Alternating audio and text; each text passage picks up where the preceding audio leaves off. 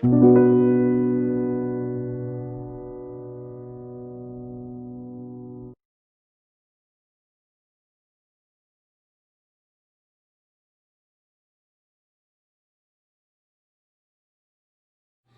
mirror magic in particular, a lot of what we're covering are techniques that are used to confront your fears, techniques that are used to confront aspects of yourself that maybe you haven't explored or wouldn't like very much if they were the ones steering.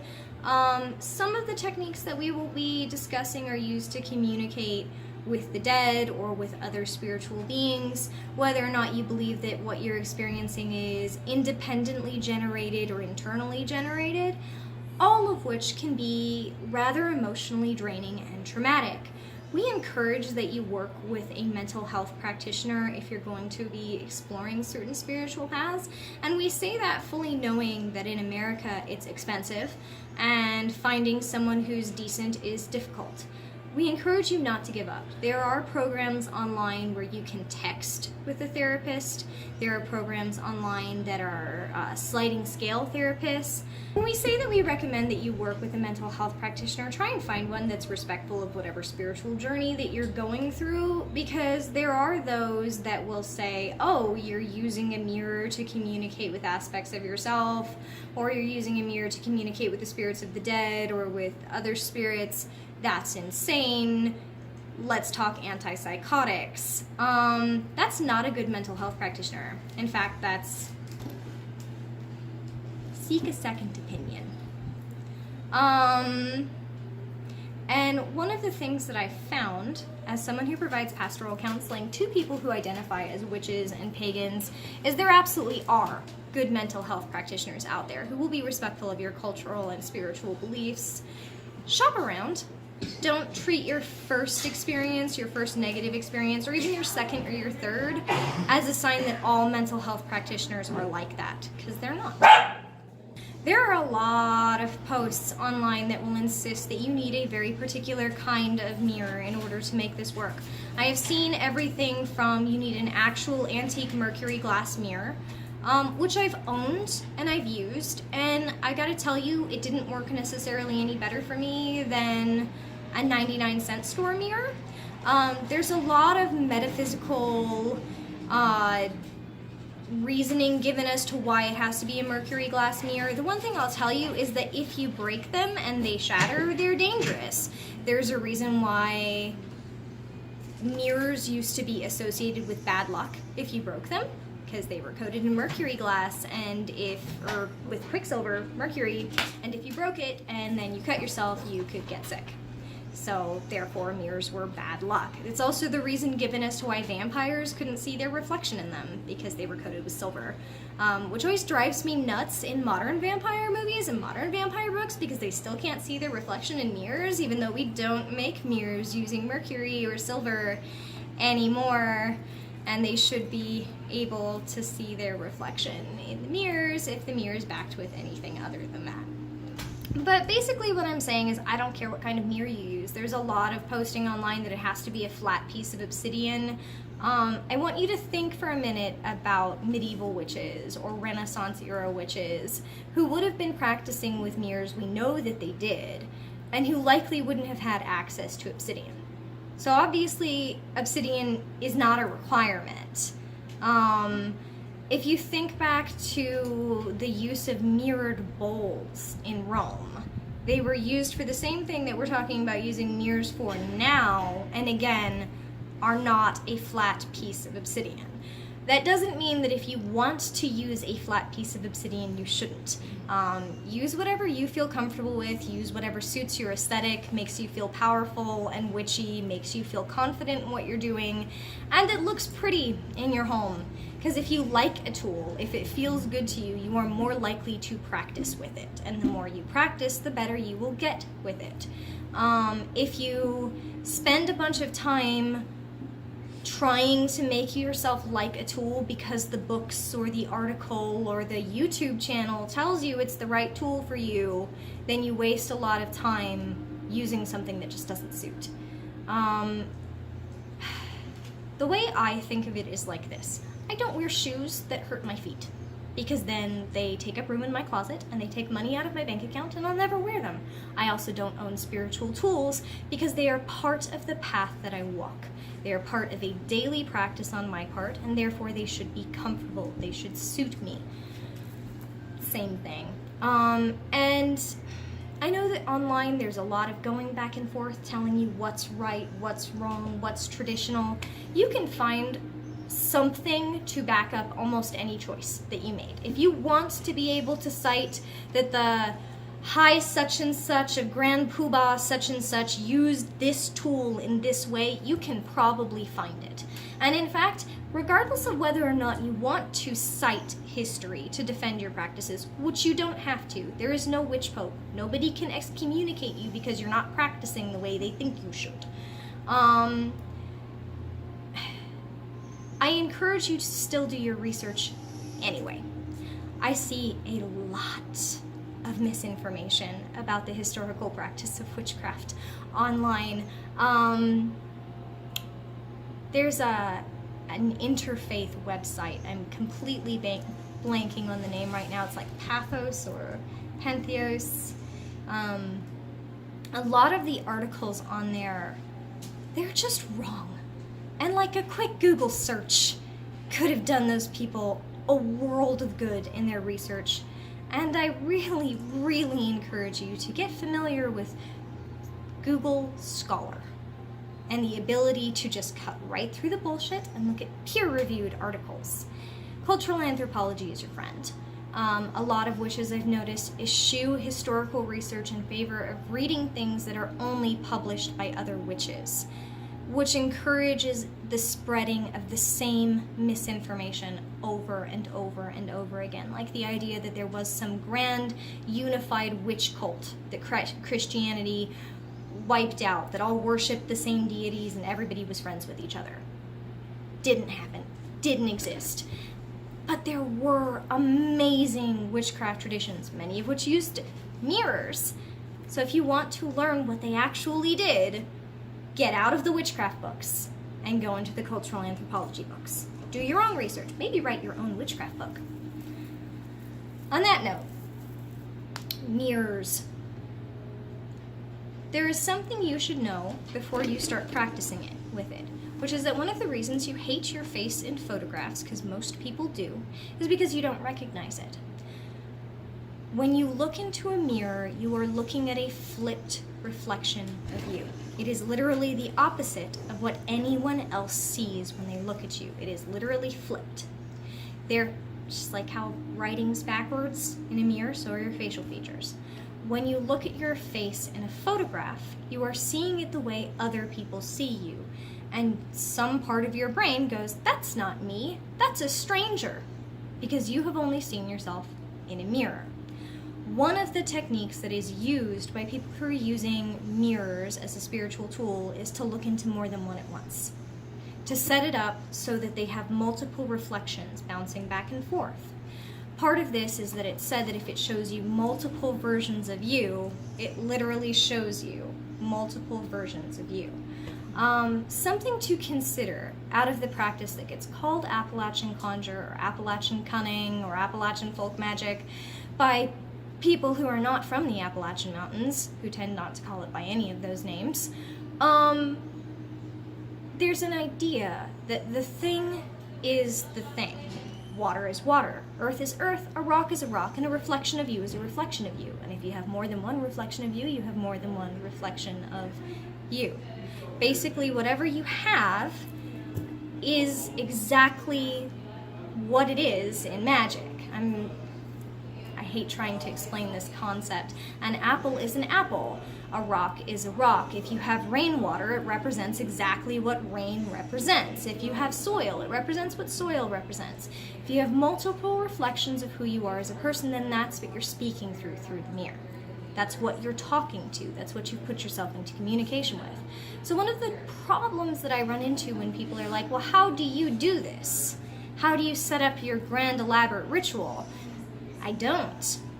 I claim my space. I tell it that I'm in charge, and what's going to happen is exactly what I tell is going to happen. And then I set up the mirrors so that I'm looking at multiple versions of me, and then we have a talk. I assign each of my reflections a portion of myself that I want to discuss things with, and then we have as much of an open and honest communication with each other as I try to have with anyone else, which, unfortunately, for most of the people who know me, they know exactly how direct and open and honest I tend to be in conversations. I try to be exactly the same when I'm talking to parts of me that don't get to steer.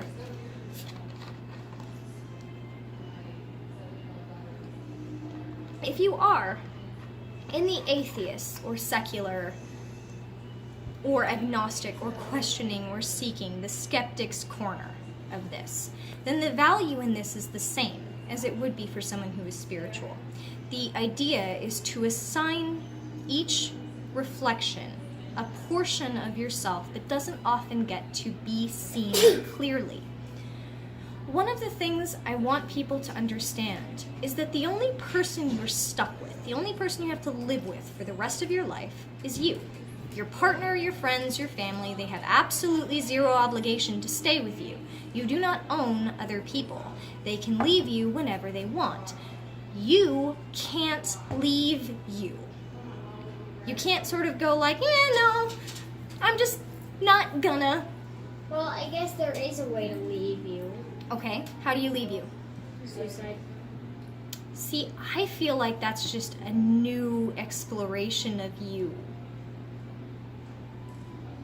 I don't think we end at death. But people in the skeptic's corner might disagree with me. They might we think, technically do end at death. Because that's science.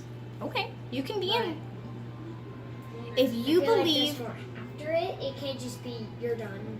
You don't think, you think there's something beyond death?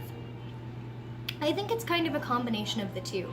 I think there's a part of us that ends in the same way that through your life there are parts of you that end over and over and over again, but part of you keeps going. And then make it...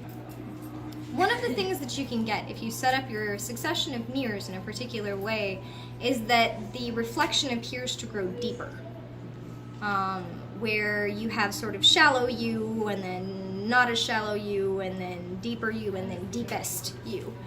It's really simple to basically assign that progression to the issue you're trying to confront with your mirror magic. To essentially say like, okay, I want to talk to the part of me that freaks out when we have to go do this everyday task. Or I want to talk to the part of me that doesn't like this person, but I don't know why. Or I want to talk to the part of me that is sabotaging my efforts to fill out resumes. Or that's not letting me have the confidence to speak clearly in this opportunity I have academically. Basically, if there's a part of you that's grabbing the wheel and steering you in a direction, and you're sort of going, okay, why? Okay, why? Okay, why? And it's not working, then that's one of the things that you can use this for, is to literally assign each of those aspects of you until you get to the deepest one, and then basically look it in the eyes and ask it a question. Now, lately, online, I've been seeing a lot of advice directly to the contrary of what I just told you.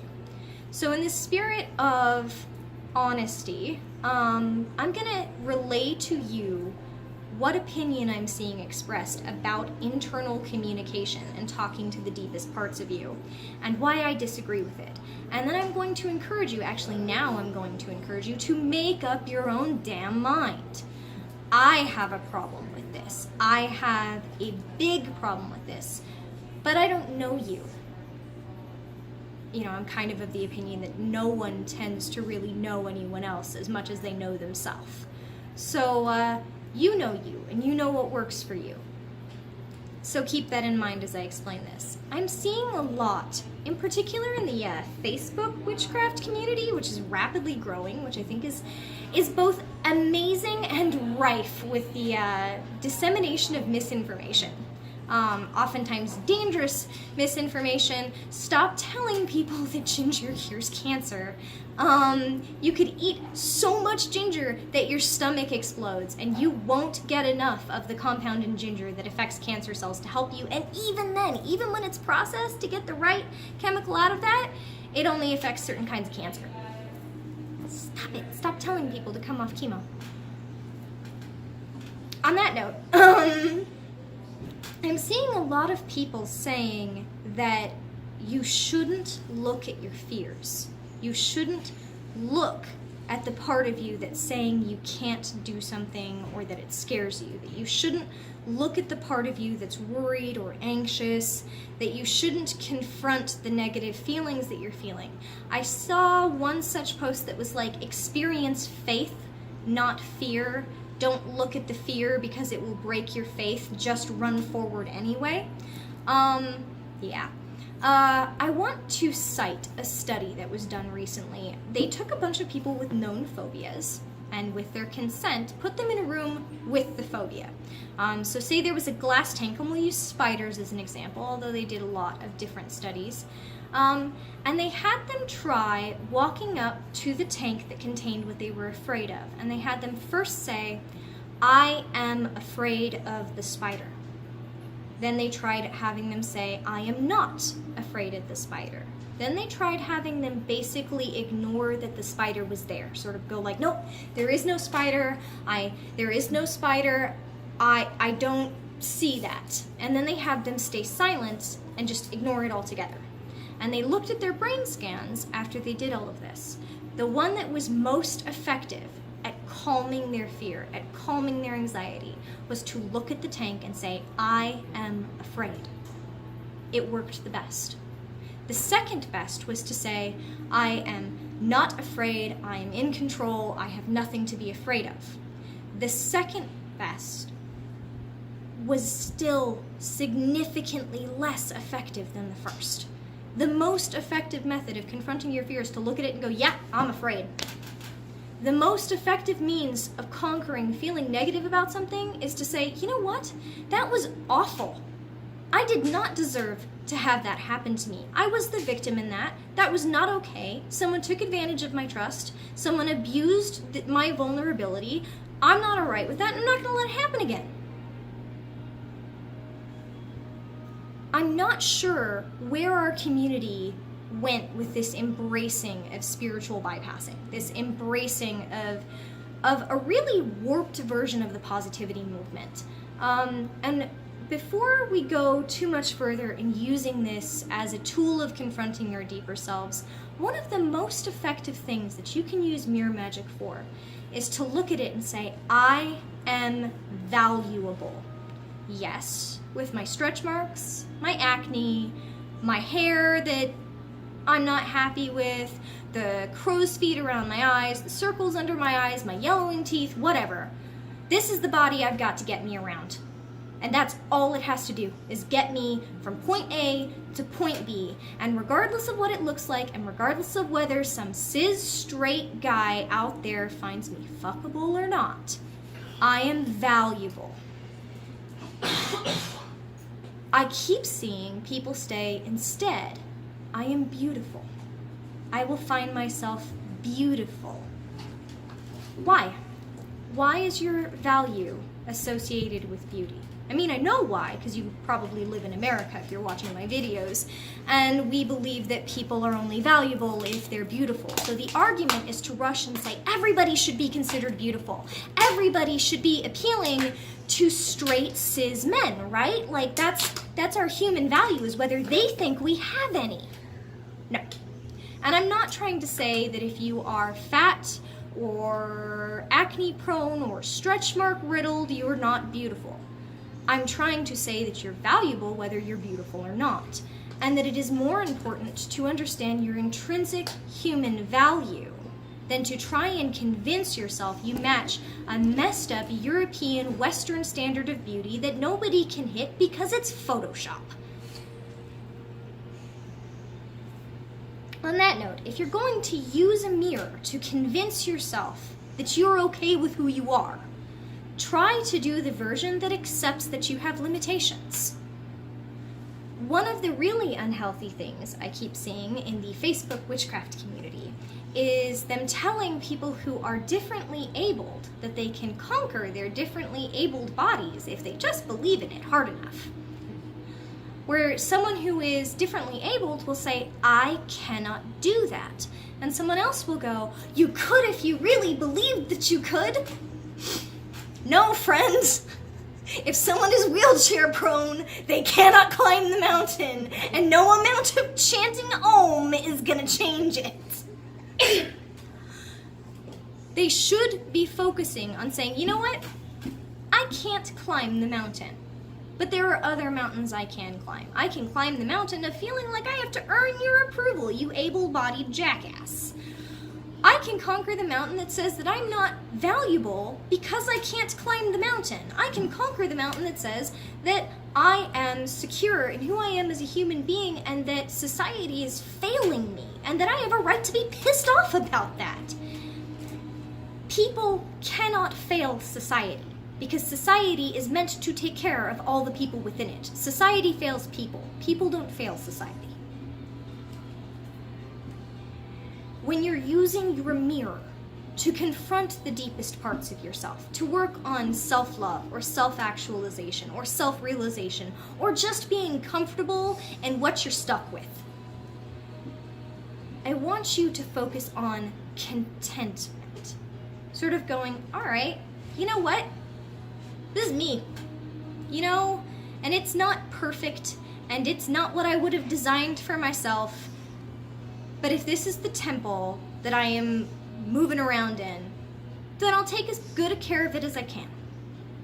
I will do the best I can, and I will try to be happy that I've got it, even when it kind of fails me. My example for this, what kind of car do you drive? Volkswagen. Okay, what kind do you drive a car? Yeah. What kind of car do you drive? No rental right now. All right, so a rental. What do you drive? Kia Soul. Okay, what do you drive? Mazda. Any of you drive a Porsche? Not at this moment. Okay, Want to? but no matter how hard you sit in that car, going, I have a Porsche, I have a Porsche, I have a Porsche, I have a Porsche. Do you? No.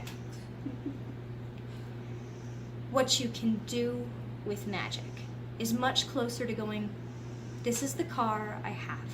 It will get me from point A to point B. I may not be thrilled with it. It may not be thrilled with me. I may occasionally throw my trash in the back seat and have too many water bottles in the footwell. Hopefully not the driver footwell. But it's still getting me where I need to go, and I'm grateful that I have it. That is a much healthier goal than telling yourself that if you chant long enough and hard enough, you will turn your body into the perfect divine temple that everyone tells you you should feel like you have. When you're using your mirror, let's say that you do belong to the I am a divine being in human flesh part of spirituality. I don't. Just for everyone's clarity, I belong to I am human. And that's enough. As a human, I contain all the universe within me, and I'm perfectly capable of standing toe-to-toe with a god and telling it to fuck off. I don't do the I am a goddess thing. This has been a point of contention between me and the local pagan community for a while now. I find it gender essentialist, and I find that in telling us ourselves that we are gods or goddesses, we don't allow ourselves human failings, and that it's unhealthy. That we come as a spectrum already. Each person, a spectrum, a multitude of human experience wrapped around a fleshy meat prison that's going to do whatever it can to get them to the other end of this. And I think that that's enough. I think that that's what we were designed to be. But there are people who watch this channel who belong to the God and Goddess movement, and you're absolutely welcome to make use of my classes. If you do belong to that and you're using the mirror to try and see the goddess in you, I want to remind you that the gods and goddesses that you're reading about in Llewellyn have been sterilized. They have been whitewashed. They have been stripped of their cultural integrity and gone through cultural genocide, erasure. And there's an important reason I'm telling you this, not just because I'm on a rant. As you're looking in the mirror, you may not find the image of the goddess from your tarot deck. You may not find the image of your goddess from your Goddess of the Month calendar. You may not find the image of the goddess from the class where they were chanting about the divine triangle between your legs or the lotus unfolding inside you. You may not find that. But that doesn't mean you haven't found elements that have stretched through the cultural archetypes of gods and goddesses for millennia. There is so much more to that spectrum that you could be looking in a mirror for. There are goddesses who wanted to drown the world in blood. There are goddesses who had to be gotten drunk so they wouldn't kill every living being on Earth. There are goddesses who masturbated. There are, as a known part of their spiritual practice. There are goddesses who were big and fat. And before anyone says, oh, can you stop using the word fat? Fat is not an insult. It is the same thing as telling someone they're skinny, tall, blonde, or brunette. It is a descriptor. And the fact that you think it's an insult is really concerning. On that...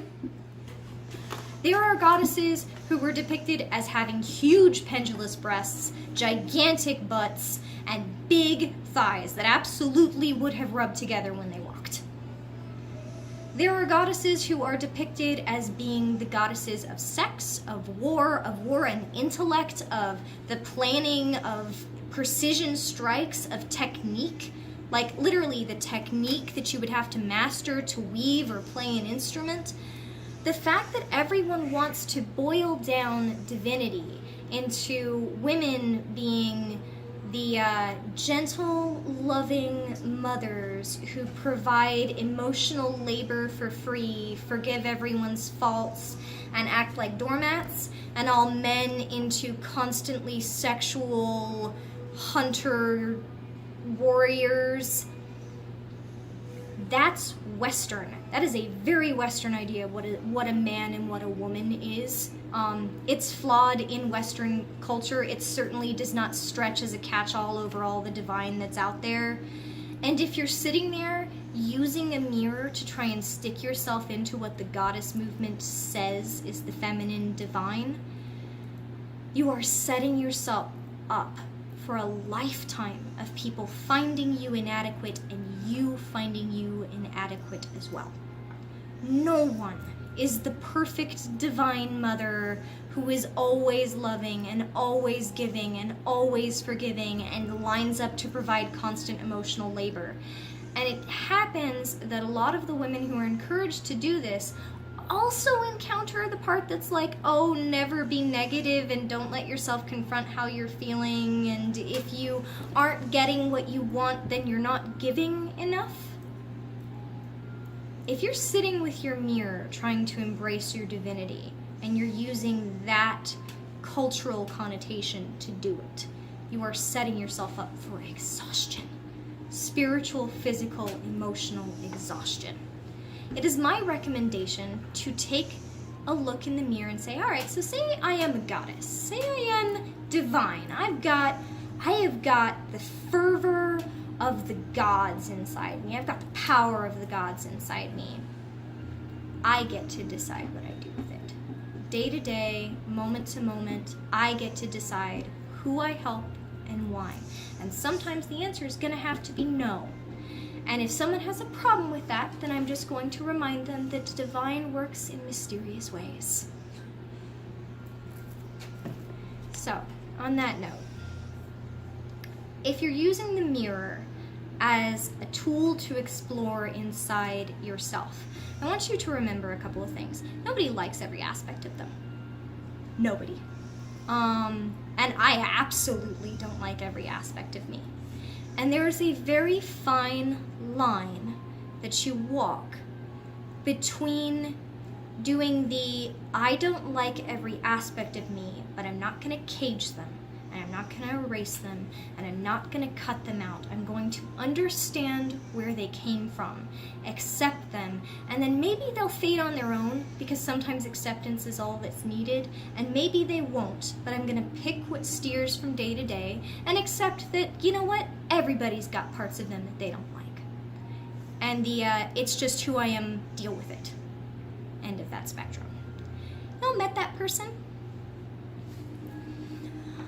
Well, I'm just brutally honest, and that's just who I am as a person, and if you don't like me, then, that's your problem, because, yeah, we've all met that guy, right? We've all met him. Don't be that guy. Just because you're accepting every part of you does not mean anyone else is obligated to do so. In fact, they're really, really not. And part of the freedom of practicing cunning, if you're gonna do the cunning work, which is one of the things that you use the mirror for, is to sort of go like, all right, now that I see everything that's down there, chances are no one I ever meet is going to know me in my entirety. And the closer they get, the more they're going to see that they're gonna flinch from. And that's okay. That's okay. No one is obligated to stay. No one is obligated to love me. No one is obligated to see all of this and be okay with it, except for me. There is a great deal of freedom in acknowledging that there's a chance you'll die alone and that you're okay with it. I meet a lot of people in my role as clergy counselor who come to me in really unhealthy relationships where they are slapping on plaster upon plaster upon plaster, trying to shape themselves into some Pygmalion person, like a completely false version of themselves, because they are terrified their partner's going to leave them. Because they are terrified that someone won't find them attractive, someone won't find them worthy of love. Every living being is worthy of love in sort of a general, analogous, human dignity and worth kind of a way. And I'm not telling you that as some kind of a band-aid on the gushing wound of I don't feel worthy of love, because it doesn't really work. You can sort of sit there and go like, I am worthy of love because everyone is worthy of love. It doesn't really help. There's this thing I've noticed in the pagan community where everyone's like, if you love yourself, then other people will love you. That's a terrible thing to tell people. That's a really cruel thing to tell people. For one thing, it's super victim blaming, and also scientists have done these studies into reactive attachment disorder and like the disorders that come in families where a child is neglected and not given enough affection. And the fact is that if you are not shown affection as you're growing up, you often cannot experience affection for yourself. And so you start seeking it from everyone, because if they love you, then you can love you. And that's a known psychological pattern. And why are we telling people that that's like a broken, flawed part of them that they should be ashamed of? Stop that. It is really hard to love yourself before somebody loves you. And it's even harder to love yourself when you know that they're loving somebody that you created that's not real, that you know is a mask, and you're just waiting for them to see it. And it is really unhealthy to stay in relationships because you're afraid of being alone. My advice to you with mirror magic is this. Spend some time looking at yourself and going like, all right, it's you and me till the end. It's you and me. And it's going to be adversarial sometimes, and it's going to be us being allies sometimes, and there are parts of me that are going to want things they're not going to get, and there's parts of me that are going to want things that I'm going to give them and then regret. And, okay, let's do this. Let's put one foot in front of the other and explore and experience our life in the healthiest way we can, alone or not. Get used to that idea before you incorporate partners, and let them leave when it's time for them to leave. Mirrors are great for this, because you spend a lot of time looking in mirrors anyway. America's got them everywhere. It's creepy. Mirrors everywhere, and people pulling out makeup and touch. I have started leaving my makeup at home. One, because it's 115 degrees outside and it's bad for the makeup and it's breeding bacteria. Two, That would suck for your Purse. I have totally melted makeup in my purse, kid. I used to make my own lip gloss with coconut oil and crayons. Great colors. Yeah. It's no more toxic than what they're selling you at Sephora, and it's like 30 cents. So, totally melts. Totally melts. And you can add more beeswax, but then it's too hard to get it on, so yeah. I turned the inside of a purse orange one time. Guess what color the lipstick was? My advice to you with mirror magic. There are mirrors everywhere. There are mirrors literally all around you. If you catch yourself walking up to one to see if you're breaking out, walking up to see if your mascara has smudged underneath your eyes, walking to see if like there's something stuck in your teeth, also take a second to be like, hi self, let's do it. Let's put one foot in front of the other and get through this day the best we can. And make sure that that's the last thing you think of when you're looking in the mirror. Not whether your cleavage is sitting right in your bra or whether your panty line is showing, but like, okay, all right, this is me. This is what the world gets. This is what I get. Let's move forward. And before anyone goes, but Melissa, you just said try not to do the thing where you like accept yourself as a terrible person. I did. You're stuck with who you are today, and tomorrow try and do better. And the next day try and do better. And moment to moment, you know, one of the greatest powers in realizing that the entire universe exists inside of you is that you can improve it from day to day. It's the one universe where you can sort of look in and see the progress as it goes. Kind of harder to see it with everybody else's universe. On that note, with the mirrors, we've talked before, I think it came up in the crystal ball, about confronting the monsters inside of you. And I got a question the other day. Someone was like, Melissa, in one of my comments on our videos, what do you mean about the monster inside of you? I don't have a monster inside of me. Everybody does. But what I think of as monsters is probably not what you think of as monsters. So I'm going to clarify. For those of you who don't know, maybe you're new to our classes, I have seen things all my life. And yep, I totally might be a crazy person. In fact, in some ways I definitely am, because I'm non-neurotypical, I am neurodivergent, and I am absolutely some days a crazy person. But in particular, I don't deny that the things that I see might have been hallucinations. I have a seizure disorder. They might not have been real in the sense of independently verifiable, non-internally generated entity that could be measured with whatever scientific stuff paranormal investigators are using these days. It was real enough to me. It was real enough that when I was a child, I filled a sketchbook with drawings of the things that I saw, which the therapists and psychiatrists and psychologists and neurologists I talked to called monsters. They said, oh, you see monsters. Those didn't seem like monsters to me. In fact, sometimes they waved. They tended to be nicer to me than the people that I met while I was in foster care or in the group homes or being the weird group home kid at public school. People had monsters. People had monsters of spitefulness and hatred and bigotry and random cruelty.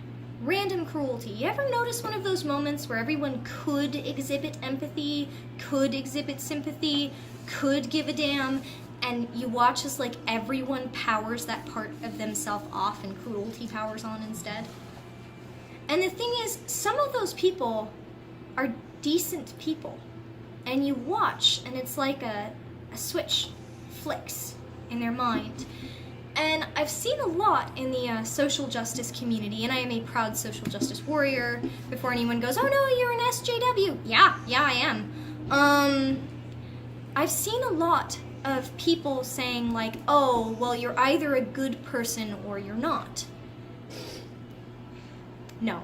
Or like, you know the people who exhibit horror when they find out that Hitler was good to dogs? or was kind to his family. People are a spectrum, every person. And no one is a purely awful, terrible human being 100% of the time to 100% of everybody. Which is what's so scary about it. The best and worst of human potential is in every single person that you meet. And it's not so simple as a switch, but yeah, it kind of is. When you see a moment where you could exhibit empathy or you could exhibit cruelty, you get an individual choice in every single one of those moments. And unfortunately, we're tribalist pack animals. And we tend to go whichever way the masses are going, which is where you get people doing really awful things. Hi, Ian. Also, side note that in some cringe cases, it actually literally is a switch. Yeah, Ian has a certain form of neurodivergence where his is literally a switch, and it's literally called switching. That is the psychological term for what he can do. Right, so Ian and I have code phrases that we use with each other where my OCD is telling me how I should control other people's behavior. OCPD is fun, and I have OCPD comorbid with OCD. And Ian and I have code phrases where I'm like, hey, you're switching on someone. You went from being really sympathetic to like wanting to see what happens if you wind them up and let them go. Stop it. So we have code phrases we use with each other. And yes, we're aware that's codependent. We're talking with a therapist about it. On that note, I know your teachers see therapists. We should. Teachers should. You're not perfect. Nobody is. People always go like, I don't want to correct you in the comments. By all means, correct me. I get things wrong. However, make sure that your correction is correct. Correct. Yeah. Unlike the person who recently left me a comment that told me I was cute, but that I couldn't have kids and practice conjure at the same time. Yeah. So, I completely derailed what you were talking Yep. about. What So, were you talking about? I was talking about the monsters inside of us. Oh, okay. And using mirrors to confront them. Yeah, so here's the thing. The monsters inside of you don't look like the monsters on TV. They don't look like... I'm trying to think of a good monster movie, and I'm just completely blanking on it. All I can think of is Hannibal, but Hannibal was actually a really good representation of confronting the monster of They don't you. look like the monsters from Alone in the Dark. They don't look What is like... Alone in the... It's Okay, a Alone in the... terrible movie, but it's a good example of a monster movie. They don't look like... Now, occasionally you may descend inside yourself and find the thing you were really scared of when you were a kid. You know, the clown doll that some uncle gave you because they thought that was a brilliant idea. Mine was porcelain dolls that had the eyes that opened and shut if you tilted them, and they had the weird cracking faces. My phone just died. Sorry about that, we got cut off because my phone died. And I But magically yay, appeared. There's an Ian. So we were talking about using the mirror in order to explore the deeper aspects of yourself and get to know your monsters. So let's talk about your monsters. Your monster may be the part of you that when you see someone being vulnerable goes, I don't want to be associated with that vulnerability because then they'll make fun of me too. So I'm going to join the side that's pointing and laughing so that it doesn't happen to me.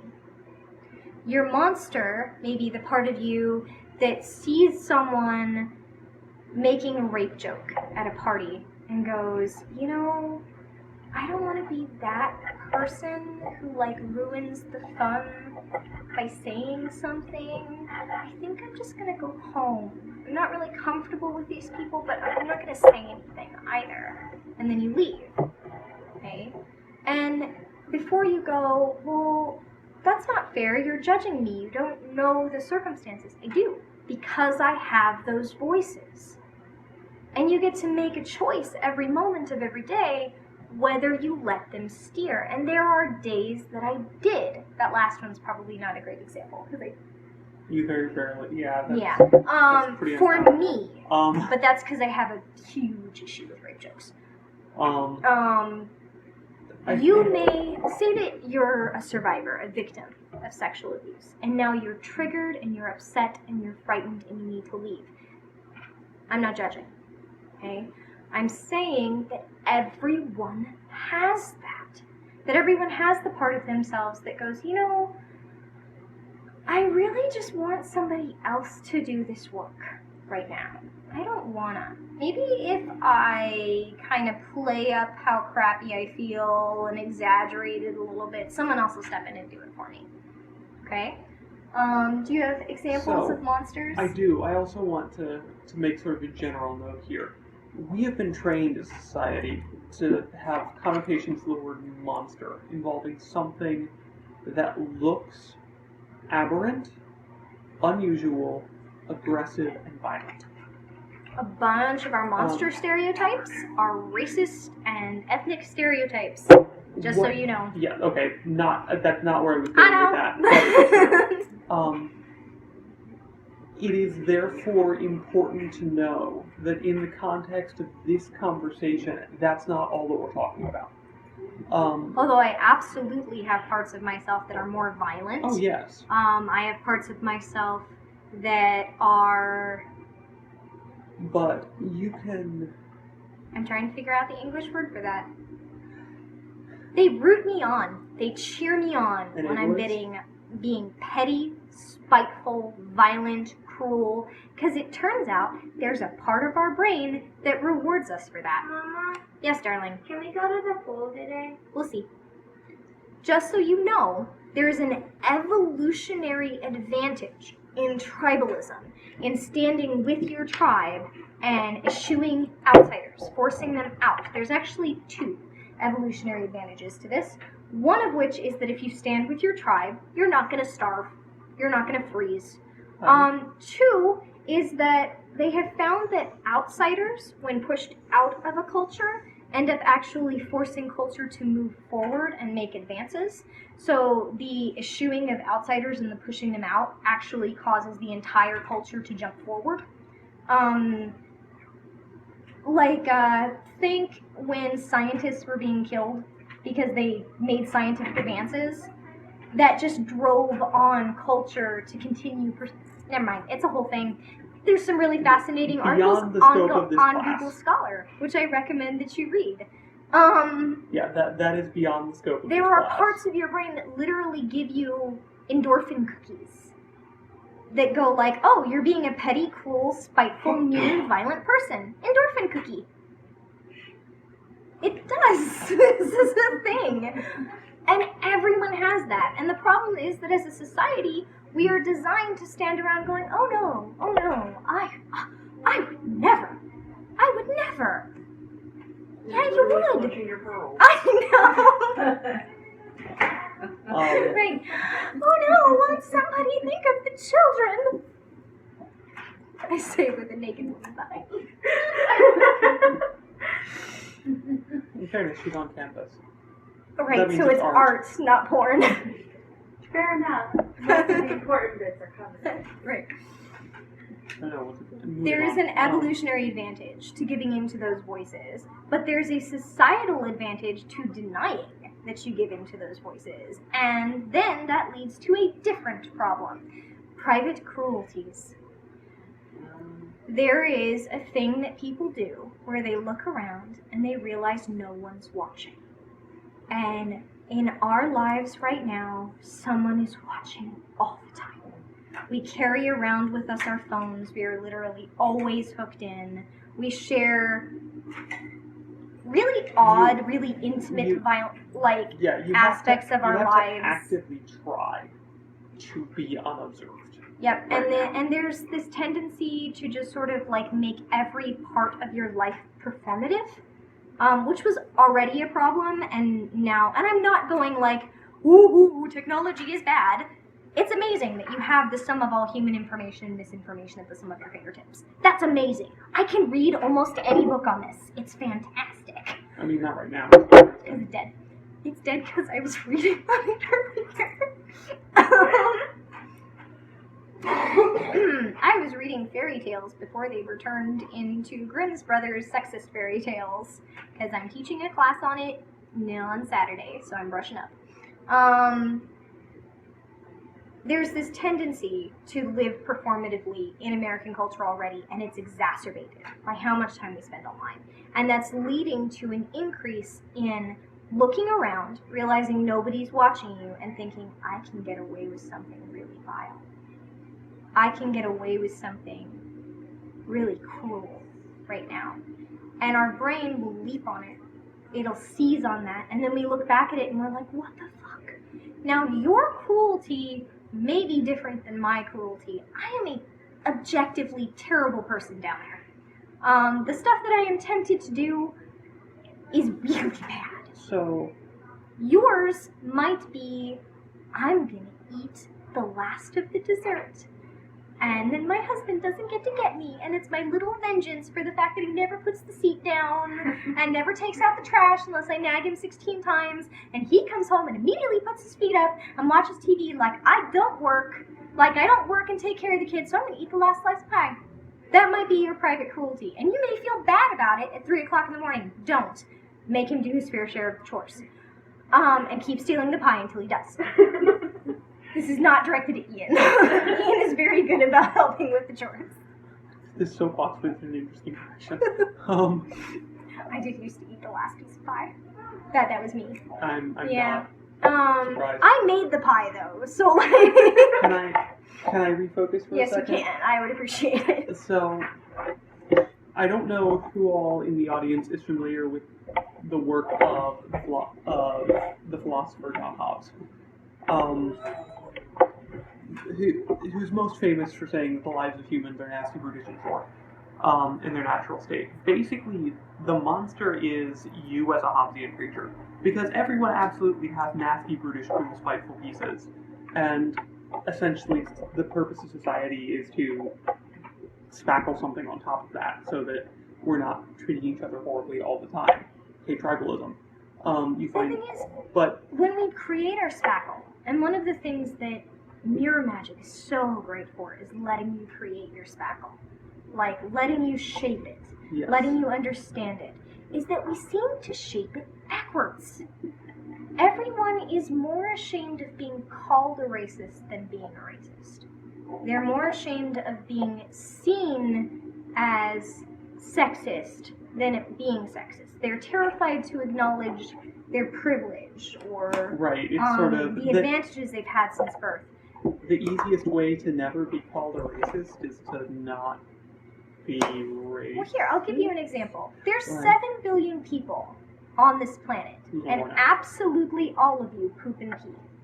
Absolutely all of you poop and pee. Absolutely all of you will fart. Because if you don't, you will explode. But the fact that we fart is treated as something, like, shameful. How dare, in particular, female-identifying and female-presenting people sweat, burp, fart, have body hair, experience the full spectrum of human emotion, get upset, get angry. We spackle in ways that cover up really weird things to cover up. But we don't cover up things, like, we don't sort of look at some of our impulses and go, nope, that does not get to be what everyone else experiences as me. That does not get to be what my friends, my family, my community gets to learn is me. Not going to happen. They are going to learn a version of me that deserves to be around them. That deserves the trust that they place in me. That deserves... No, Like, if you're going to build society with spackle, pick good spackle. It's like these crappy American houses. It's all going to fall down. That's because the people building right now are actually Captain Planet villains. I know! I used to think Captain Planet was so exaggerated. And then, no, the Nestle CEOs are literally Captain Planet villains.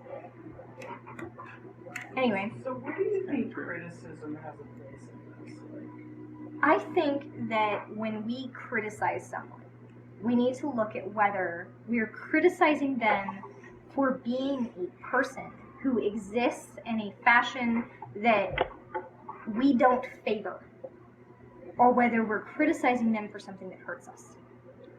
Or someone else. Or someone else. If you are criticizing someone for being disabled, fat, brown, black, queer, then you are criticizing them for something about themselves that they literally cannot change. It is how they exist fundamentally as a person. That's how they were shaped, by a hand other than their own and by a hand other than yours. There's a thing going around. If they can't fix it in 5 seconds, don't mention it. Right.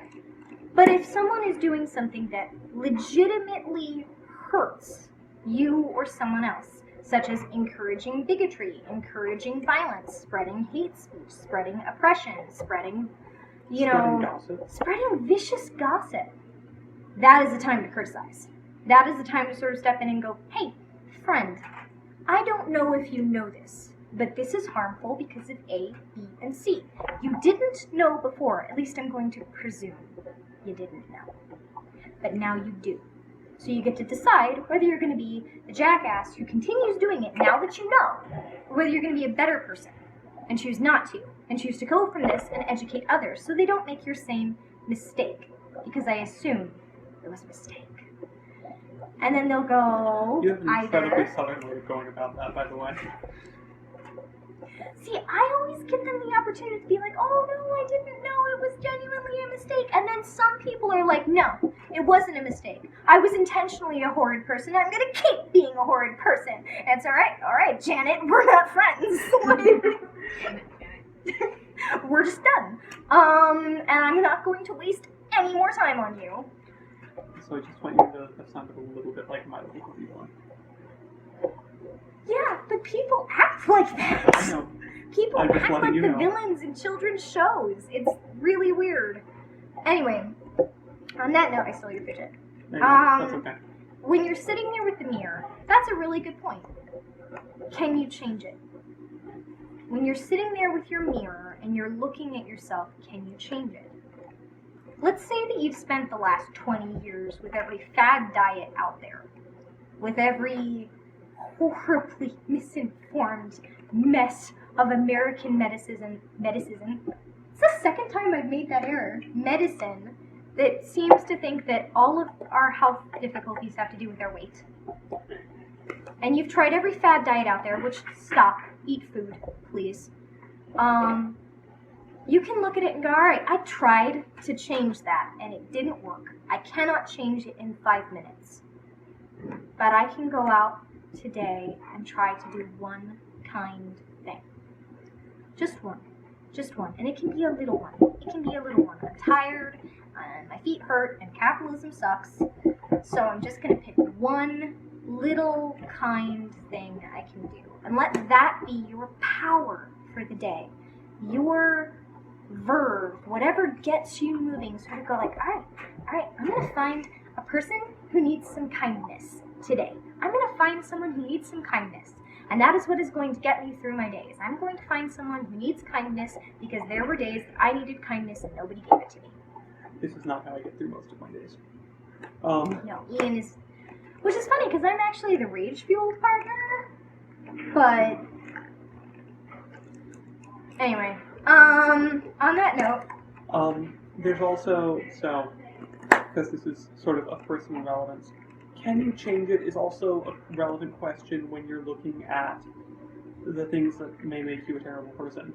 Because, hey, we've all got those. And the answer may be no. In fact, quite often it is. Can I change the way that I tend to think, feel, the voices in my head giving me ideas? Maybe not. I can change what I do with those.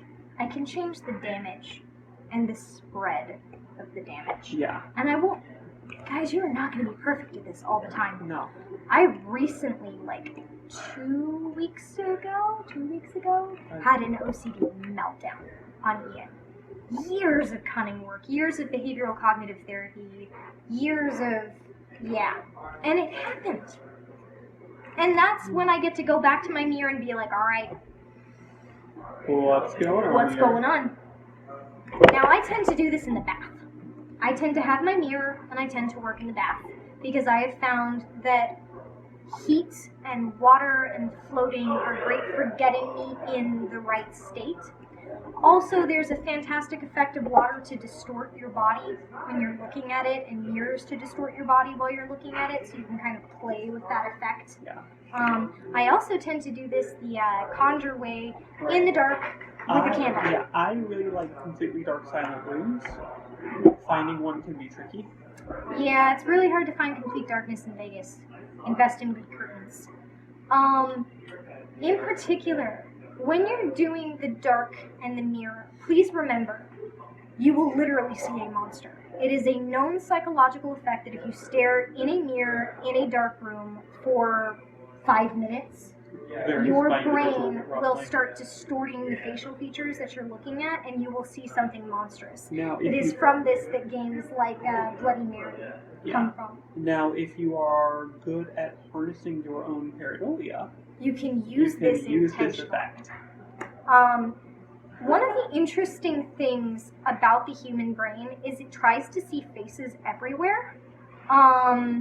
It's, we see them in clouds, we see them in smoke. You can sit your smudging dish with whatever herbs you're using in front of your candle, in front of your mirror. And the flickering candle and the smoke can literally change your reflection.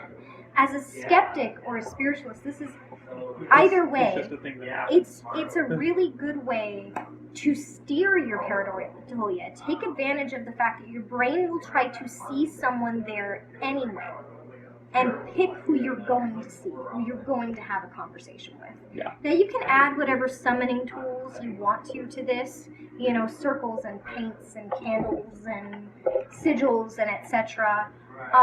If you want next class, I'll go over some of my recipes. But honestly, about 5 years ago, I stopped bothering with any of that, and I started just kind of knocking on the table and being like, all right, listen up, you're going to do what I say. This space is controlled by me. I determine what happens within it, and you're going to do this and not this, and if you don't, I'm going to kick you out. That's me. Yes, go get a thing. If you are using this to talk to the monster inside of you, I want you to understand that every person I have ever encountered has the part of them that just feels empty. The part of them that just feels hollow, that feels like you have nothing. That is in every person I have ever talked to. Like, every person I've ever seen for pastoral counseling, every person I've ever done a tarot reading with, there is that part of them that just feels empty and aching and hollow and is looking for answers or looking for fulfillment. And that will persist through your entire life. I have found that people will stick all kinds of band-aids over it. They will stick addictions, they will stick churches, they will stick cults, they will stick unhealthy relationships, they will stick substances, they will stick unhealthy eating patterns, unhealthy sleeping patterns. I've stuck an absolute addiction to reading. I mean, like, people are like, oh, you should be addicted to reading. No. I mean, there are times I should be exploring myself that I'm reading. There are times I should be doing other things that I'm reading. And the definition of an addiction is anything that interferes in your ability to get through your life from day to day in a healthy fashion. Therefore, I'm addicted to reading and caffeine. I am, though. No, I'm trying to classify what I'm addicted to would take longer. Yeah. If you choose to confront the empty part of you, I really recommend that you work with a therapist. Yeah, I would go so far as to say, don't start with that. If you choose to confront the empty part of you, I want you to understand a couple of things from my perspective as a spiritual advisor. You're never getting rid of it. You're never getting rid of it. It doesn't matter what you bribe it with. It doesn't matter what you offer it. It doesn't matter what band-aid you stick over it. It will not go away. You cannot fill it because, like every living thing, like every bit of the universe, you are made up of a little bit of something and a little bit of nothing. There are empty spaces. There is more emptiness than there is somethingness in the universe, and you are the universe made flesh, so you've got it too. Having said that, you can find amazing things exploring the edges. Oh, yes. Yes, you can. You can find, have you ever heard that phrase, you never really know someone until they're on the mouth of the volcano? which is terrible and comes from a Right, that comes from genocidal an dictator. incredibly messed But up. it's Not true quite. though. You don't know yourself until you've explored yourself in extremis. And exploring the edges of yourself on that precipice is yourself in extremis. Because you're going to meet all the parts of you that will do anything to fill that hole. And sometimes as you're getting to know them, you come to understand some really crappy decisions you've made. As a side note on that, speaking as someone who suffers from diagnosed major depression, the idea that depression or spiritual emptiness or hitting rock bottom is what leads to being a fulfilled or enlightened individual is garbage, and that is not a prerequisite. Like, you can explore around the edges of yourself without hitting rock bottom, and Yeah, that's a really dangerous myth. Sorry, I was paying attention to Alexander. That is a horrible thing to tell people. In fact, please explore this side of yourself before you hit rock bottom, if you have the opportunity. You may have already hit rock bottom, in which case, sorry. But there's that persistent myth in the New Age community. well, I definitely, so right before I got my divorce, I definitely hit rock bottom. Like, my version of rock bottom. My version of, I would rather die, I would rather murder than go through one more day of this. The thing is, I got down there and I was like, oh, hi, friends. Because I knew them already. And then I climbed up using them. I had each of them present to me what they thought was the way out. And I sort of went, okay, that one's not going to work. All right, I'm a little bit higher. All right, that one's not going to work. Okay, I'm a little bit higher. And I literally climbed their bad advice to get out. Never mind. I'm not going to say that on camera. Which I'm not saying that you should do, because it was awful, but it worked. And I'm mostly functional. I'm really familiar with them now. So when they're like, hey, bad advice, it's like, no, friend. I recognize that. I recognize that bad advice. Here's the thing, and yes, I know that you think I should have taken some of their suggestions. That's not what I was thinking about, Okay. actually. When you're down there, if you used a mirror to get in, one of the great ways to get out is to turn the mirror back over. Just, boop, I'm done. So don't use a mirror that's set in a wall. Unless you got, like, curtains over it or something. Right, which is one of the ways they used to do it, is they would open it with a curtain pole and then close it with a curtain pole. And basically, if you got overwhelmed, you noped out. The same way that if you got overwhelmed when you were playing Bloody Mary, you fled the bathroom. But doing it in, like, your bathroom mirror on the wall is, Not unless you can flee the bathroom. Not unless you know yourself enough to know that you will nope out. You will nope out if you need to. Because I've done the not letting myself nope out when I needed to, and it did damage. I get that it's like a cunning ritual and that you're not supposed to nope out, but like, no, I should have noped out, and I was too young. That's fair. Nothing like being old enough to look at the decisions your teachers made and go, In retrospect, that may have been a messed up way of So I don't know what time it is. It's about 6:30. Okay. I cannot say enough that there is nothing that you explore inside of you that makes you unworthy of being loved. But there is absolutely steps you can take in reaction to it that mean that people should get away from you. I'm not saying it makes you unworthy of love, because I think that everyone is worthy of love. But no one... You may become a danger to people around you, and then they have the right to remove themselves from your presence. Yes. Because...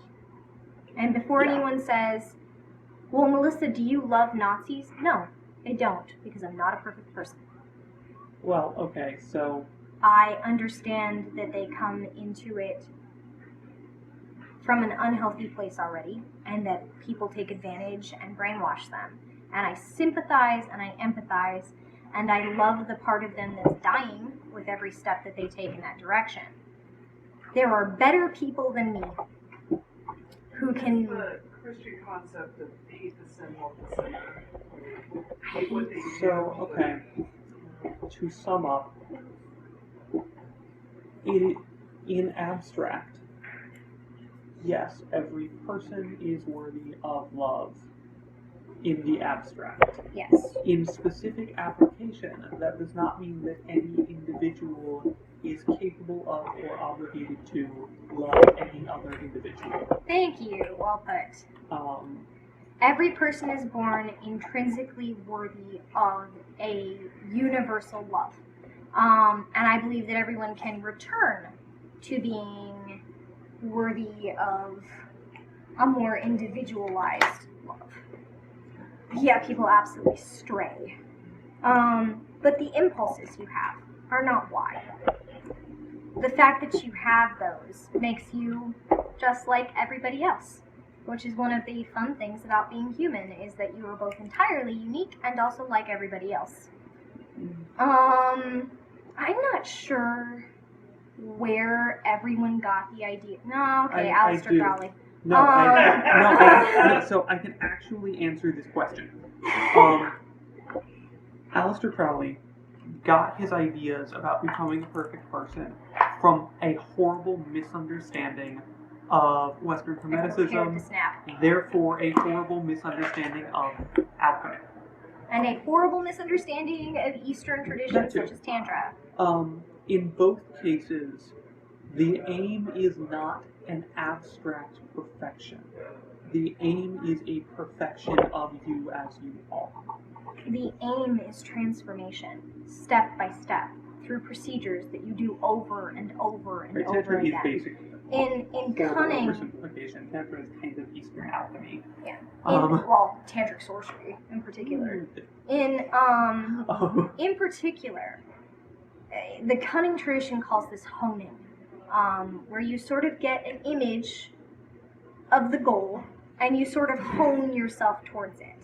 And then you falter and you mess up and you splash out of the lines and you get back up and you do it again. But the goal is based on a knowledge of who you are as a person. It's not based on an abstract ideal of perfection. I once explained to actually our third co-founder of Havencraft my concept of sin and I basically stole the Granny Weatherwax concept. yeah, treating people as things. Yeah. And also that, look, say that I'm wrong. Say that there's only one God, and his name is Yahweh, and we're all stuck in his really abusive husband-ish. Or say that there is one God and Muhammad is his prophet. Right, and say that everything we I've can- taught is wrong, and I am going to hell, and I'm going to be punished for eternity. I firmly want to wind up there knowing exactly how I got there. I don't want to make a mistake. I don't want to sort of stumble. I want to be able to stand there at my damnation and be like, oh yeah, every single bit of that was conscious. Every time I was violent, every time I was cruel, every time I told someone off, every time I stood up for myself in a way that made other people uncomfortable. Oh yeah, absolutely perfect. Perfectly in control of that. And I know that I'm going to fail. And not everything is going to wind up on that list of I absolutely chose it, but I want the majority to wind up on that list. I want to be able to stand there and be like, yeah, I was a messy, complicated, inconvenient, loud person who took up space, and I did it for these reasons. I want to know who I hurt and why. Right. Why did I decide they were worthy of being hurt? It's sort of the cosmic equivalent of, do you know why I pulled you over? Yeah, basically, if the God police pull me over, I want to be like, why, yes, officer, I know exactly why you pulled me over. And while we're at it, I have some questions for you. Like, right. Look, in my spiritual system, the universe is amoral. It is not on your side, but it's not geared against you either. It created you so that you could experience being yourself, and it will learn from your experience when it goes through its next iteration. But it is absolutely not on your side, as evidenced by every step of your life that you've taken so far. But that doesn't mean it hates you. It doesn't mean it's punishing you. It doesn't do that. The universe is the same thing that created hurricanes. It is the same thing that created black holes. It doesn't think on that scale. It is not individually against you any more than the hurricane is individually against you. However, that doesn't mean that you are nothing. It doesn't mean that you shouldn't try. In fact, it kind of means the exact opposite. If all you've got is you, do your best. If all you have is the universe inside of you, then think of all of what you can create with that. If it's just you determining what you do next, I hope you pick well. Make a choice you can live with. Make a choice that at least you can live with. Yeah. And in the end, if the only person you answer to is you, because I kind of think that that's basically what it is, if the universe is us and we're the universe and we're going to answer to it in the end, well, then you're answering to you. If the only person you're going to answer to is you, Give a good accounting of yourself to yourself. yeah, know why you did what you did. Because there are a lot of people out there that don't. Moving right along into the actual topic of today with mirror magic, we had a comment on the video that I posted last week about cleansing in mirror magic and why someone feels like it is so important. They had a really interesting analogy or metaphor, I can never keep those straight, which one's which. Basically that it's like having a browser history.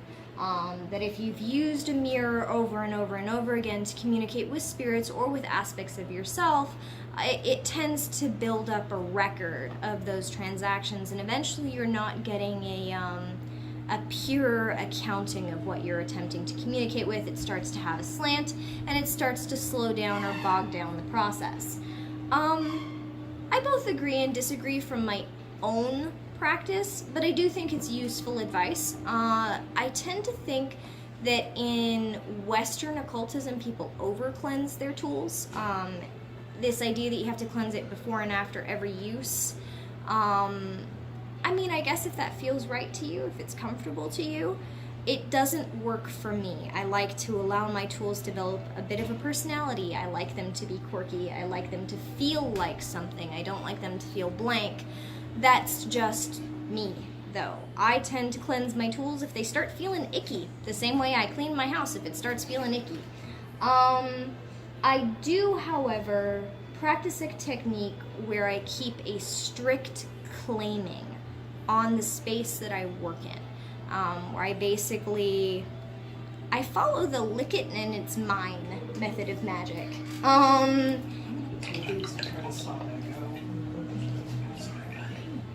The idea being, this is my space. I absolutely command it. I am the one in charge of it, and anything that comes in here has to answer to me, and I'm perfectly capable of standing toe-to-toe against basically anyone.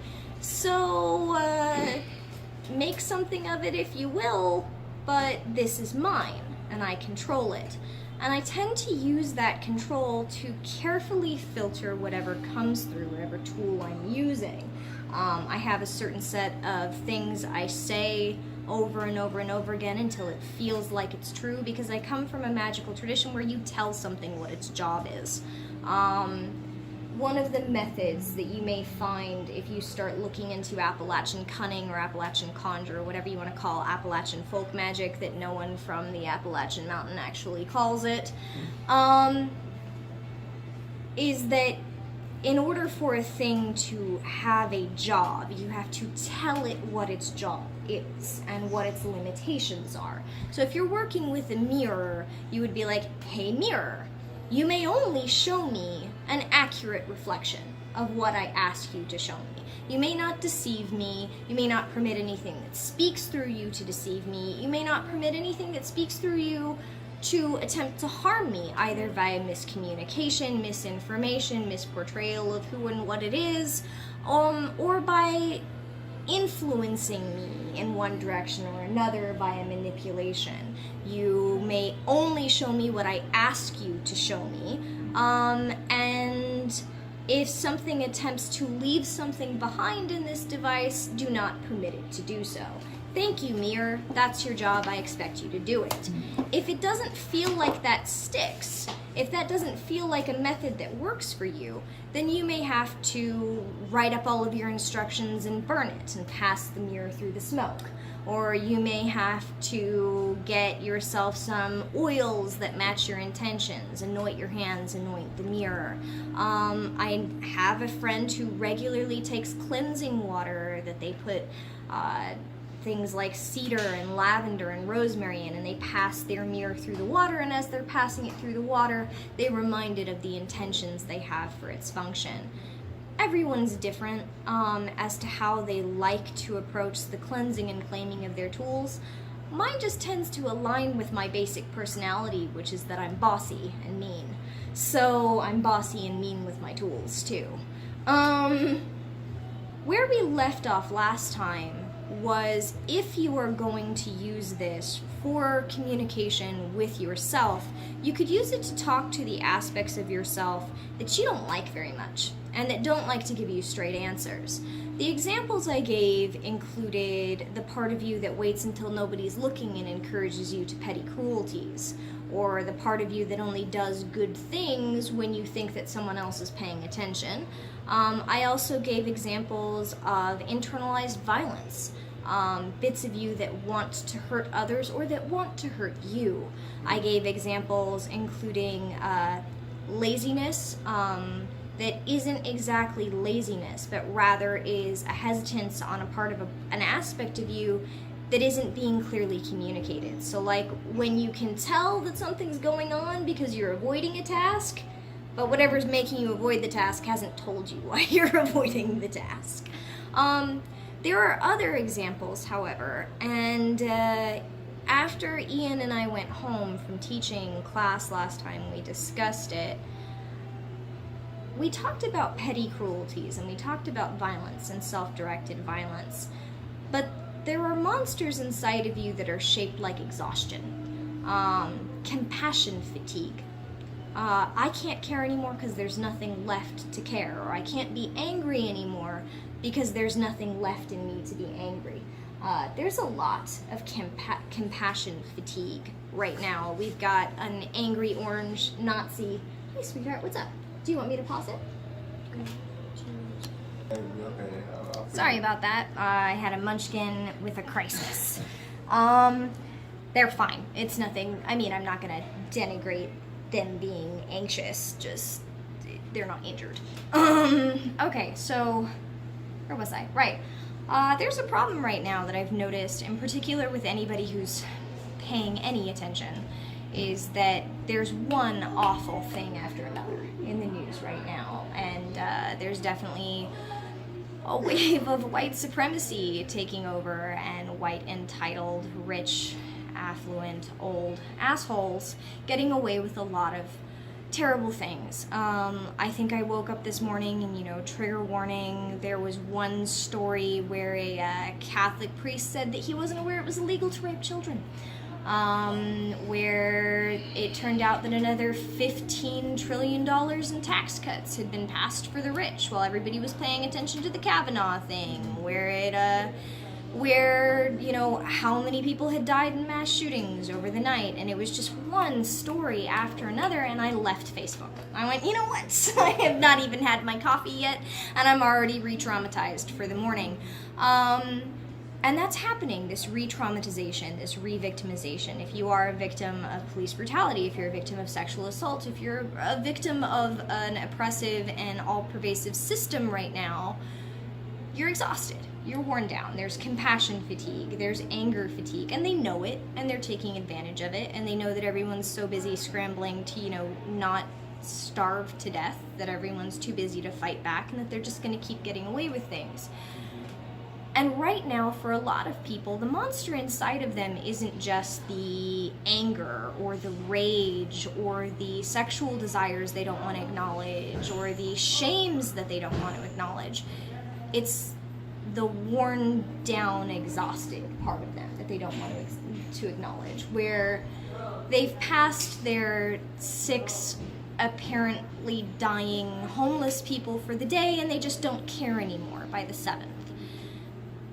When you're talking to those aspects of yourself, I want you to remember a couple of things. One, that is entirely normal. That is entirely normal. And we know this from complex PTSD, and we know this from regular PTSD and soldiers. where there hits a point where there is so much violence that you're exhausted at caring about the violence.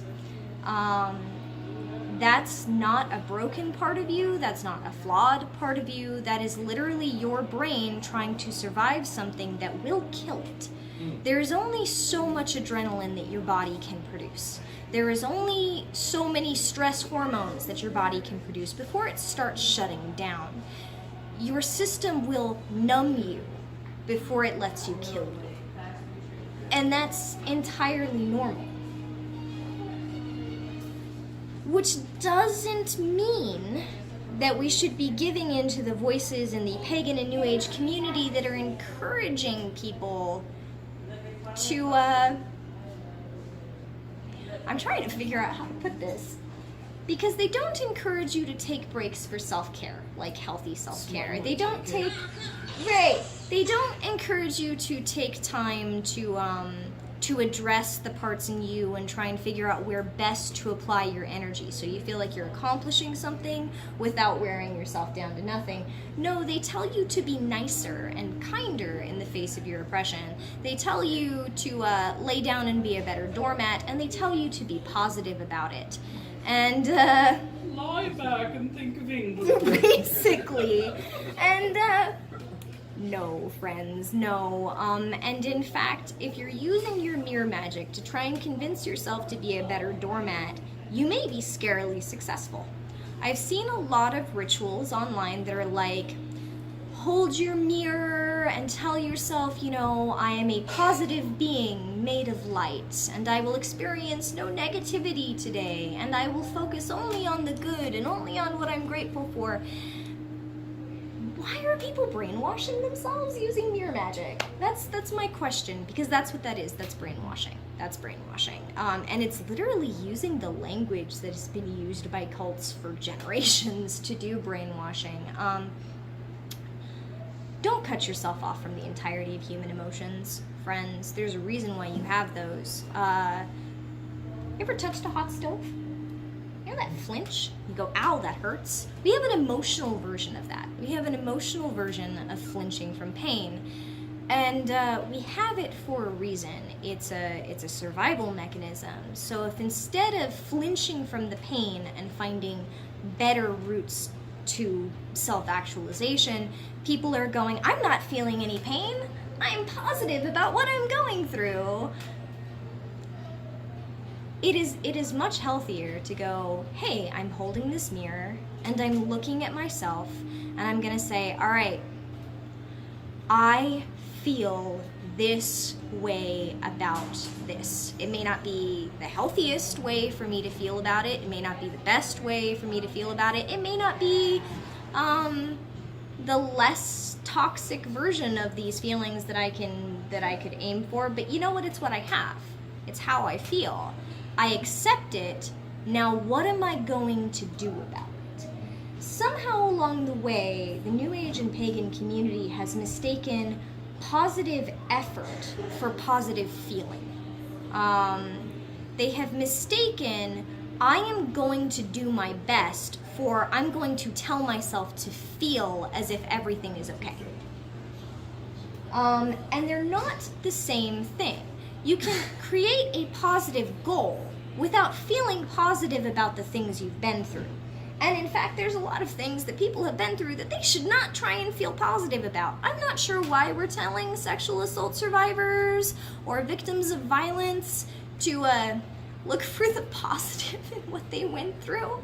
I'm not sure why we're telling people who are the victims of violation of their basic personhood to look on the bright side of that. That's really terrible. I don't know why we're doing that to people. It is much healthier to tell them, you know what, look at your set of circumstances and go, that sucks. That should never have happened. That person should never have treated me like that. I don't deserve it. I am a human being deserving of basic human dignity, empathy, and compassion. I have had the recognition of my basic human rights violated. I'm not okay with that. I won't be complicit in my own dehumanization, but I will try and have a good life regardless of it. And it's not the same thing. It's not. So if you're holding your mirror and you're saying, you know what? I am struggling with depression right now. I am struggling with compassion fatigue. I am struggling with anger fatigue. I am struggling with fatigue in general because everybody's tired. Capitalism's awful.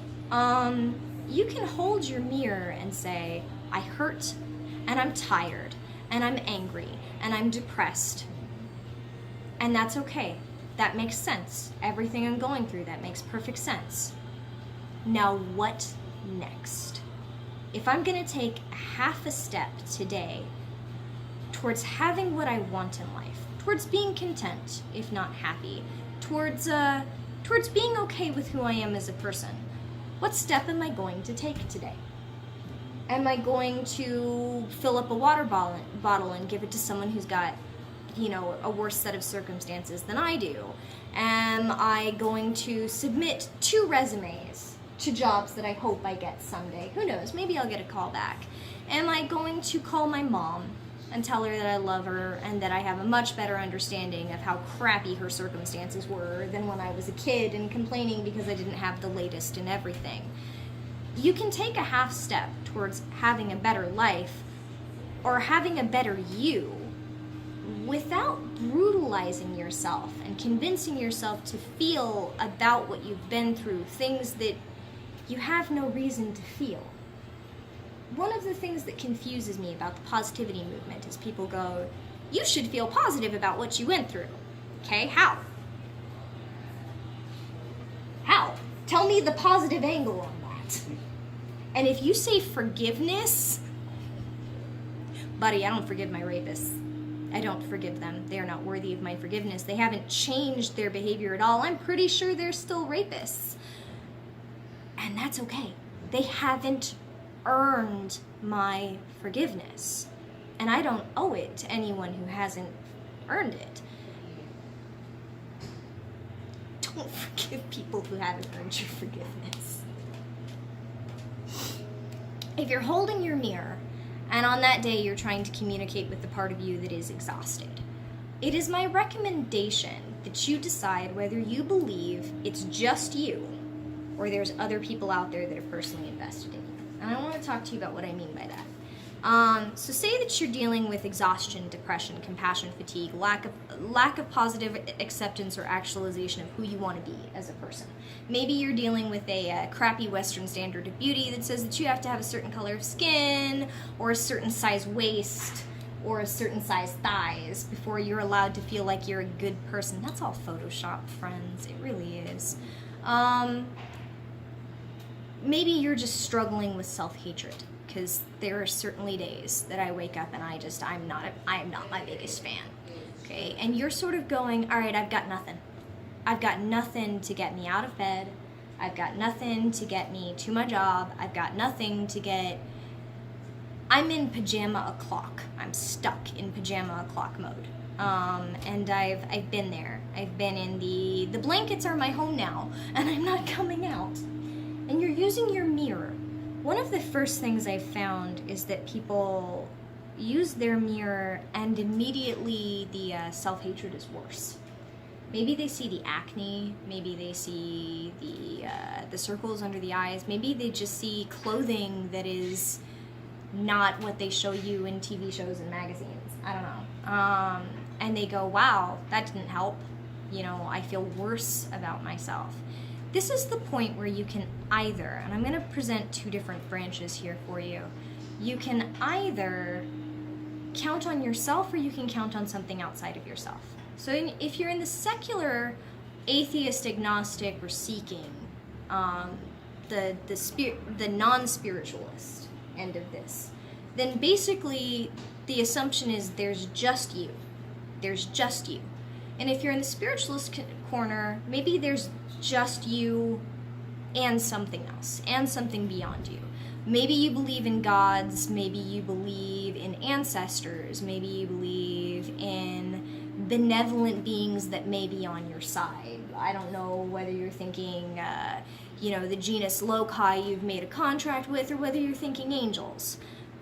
Either way, so we have 2 different branches here. Just you, or just you plus something else, okay? In the just you, which I'm going to go ahead and primarily include myself in, as this is what I do. And it's not because I don't believe that there's energy forms we don't fully understand yet. I do, most days, believe that I'm not a crazy person. I stand with one foot firmly in the I'm a crazy person and I'm not a crazy person at any given time. And I'm fully aware that some of my energetic apparitions that I've encountered through my life might have been hallucinations.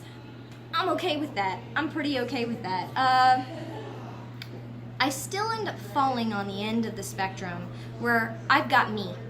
That's what I've got, that's what I'm stuck with, and that's who's gonna power me through this. And I come at that from the position of somebody has to be willing to stand toe-to-toe with gods and tell them to back off of people. And if I count on gods to get me through a hard time, then I can't tell them to fuck off and that I don't need them. I may have a slightly unhealthy relationship with the divine, so take this with a grain of salt. There is something healthier that I want to talk about in a minute, but you should still know that that's why I come down there. On the end of the spectrum where you have something outside of you, I want you to remember that you still have you. Even if you are counting on something outside of you, you still have you. And the reason I want to say this is, wow, there are a lot of people out there telling you to be grateful to the divine for whatever bullshit it puts you through because it's to teach you a lesson. Stop telling people that it's okay if their gods treat them like abusive spouses. It's not. It's not. The thing is, the world is a messy, confusing, chaotic, and often malevolent place. I'm not saying it doesn't have beauty. I'm not saying that there aren't wonderful things in it. Of course there are. But there's also a lot of bad. And if we're telling people that the gods send all that bad for a reason to teach them a lesson,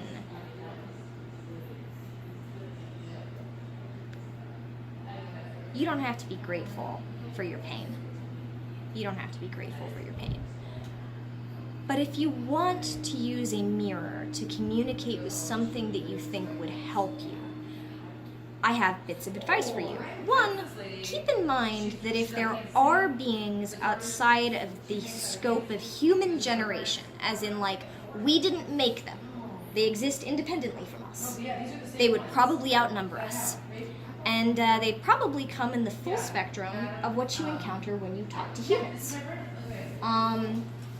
If you've talked to humans, then you know that they come in a spectrum from really mean well and are on your side, all the way up to actively against you and trying to kill you, and everything in between.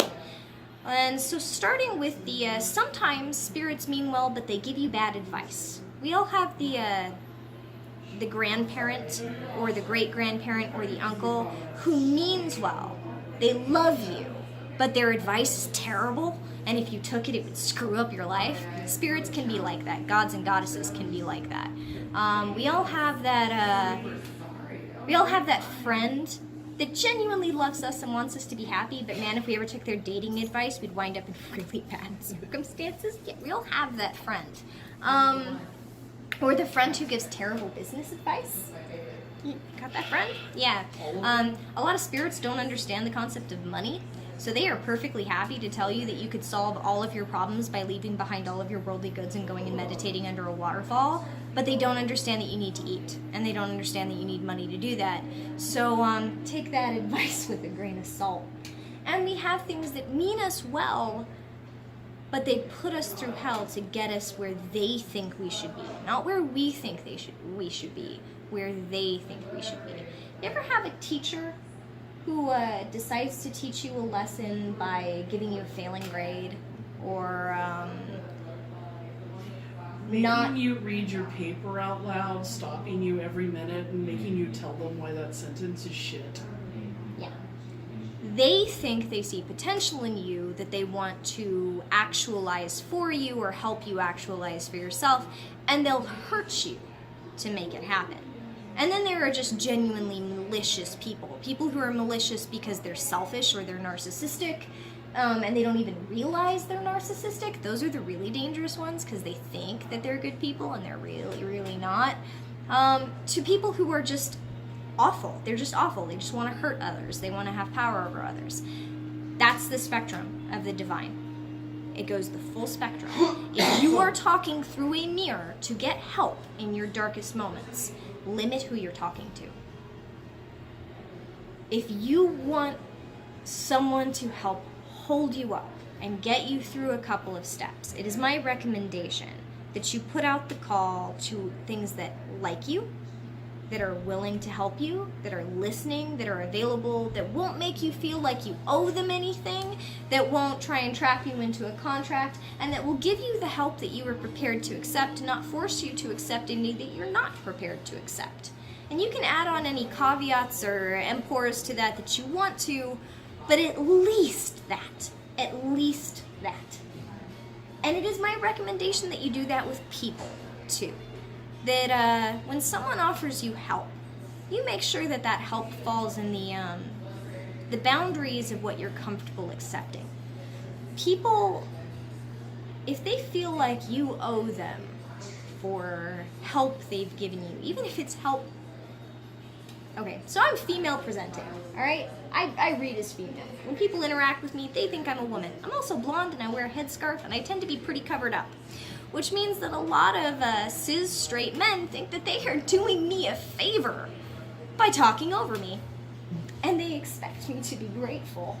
And they expect me to repay the favor. And I'm white passing, so I can't imagine how bad that would be if I was a person of darker color. I imagine that I would get a lot of advice on how to handle my circumstances and be told that I should be grateful for the advice I was being given. Gods are like that. They're like that. I want you to think about the myths that you've read. At some point or another, you were in school and you read a Greek myth or, right, okay. We'll use Odin. We'll use Odin for an example. The All-Father, with all the patriarchal connotations thereof. Or how about we use Zeus? We could use Zeus as an example. Let's see how Zeus would think that you should solve your problems. Sexual assault might be part of it. What do you mean you have unrequited love? Just kidnap her! Pretend to be a goose. Pretend to be a goose, right? Because geese are terrifying. Love with your goose. Ah. Or it was a swan. Swans are also terrifying and mean. Not quite as terrifying as geese. I want you to understand that the gods represent the best and worst of mankind exaggerated. That's what they are. They are exaggerated personifications of the best and worst we have to offer. And sometimes you get both in a single god. And they switch really, really quickly. Even in the myths, it's like toss a coin up in the air because who knows what side that god is going to come down. And even people who in the myths spend their entire lives on their knees, begging, praying, worshiping, submitting, giving all of themselves in grateful abandon to the gods, get fucked over. They get fucked over because they're pawns in games. I hate the idea that it's bigger than us. It's not bigger than us. We can play too. If you're gonna accept the help of a god, it is my advice that you remember two things. Three. One, there is a kernel within you that came from the universe itself. And in every single myth, if a human says no, the god must obey. Yahweh could not force Jonah to go to Nineveh. He had to bully him into going to Nineveh. Okay? We are allowed to say no. We are allowed to refuse. They can punish us, they can hurt us, but we can absolutely say no. It is my recommendation, secondly, that you don't work with a god that doesn't acknowledge your no, and that you don't work with anything that doesn't acknowledge your no, whether it's an ancestor, a spirit, an angel, a guardian, a guide, or a person, including your teachers, especially your teachers. There's a lot of stories of sexual assault bouncing around the pagan community right now. Watch out for them not listening to no's on little things, because it gets bigger. Third bit of advice. Allow them to support you, not to own you. as you talk to them through the mirror and you say, I need help. I can't get out of bed. I need you to give me hope.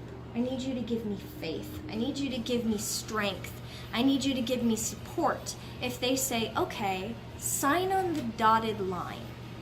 What are you signing over? If you're signing over contractual, like, I'll worship you if you help me in these circumstances, if you're signing over, I'll spread the message of your name and in return you help me, if you're signing over, I'll give you offerings. If you're signing over your life, there is no single moment in your life, no matter how terrible it may seem at the time, that is worth the loss of you. There is no single moment, no matter how devastating, exhausting, or breaking it is, that is worth the loss of your personhood.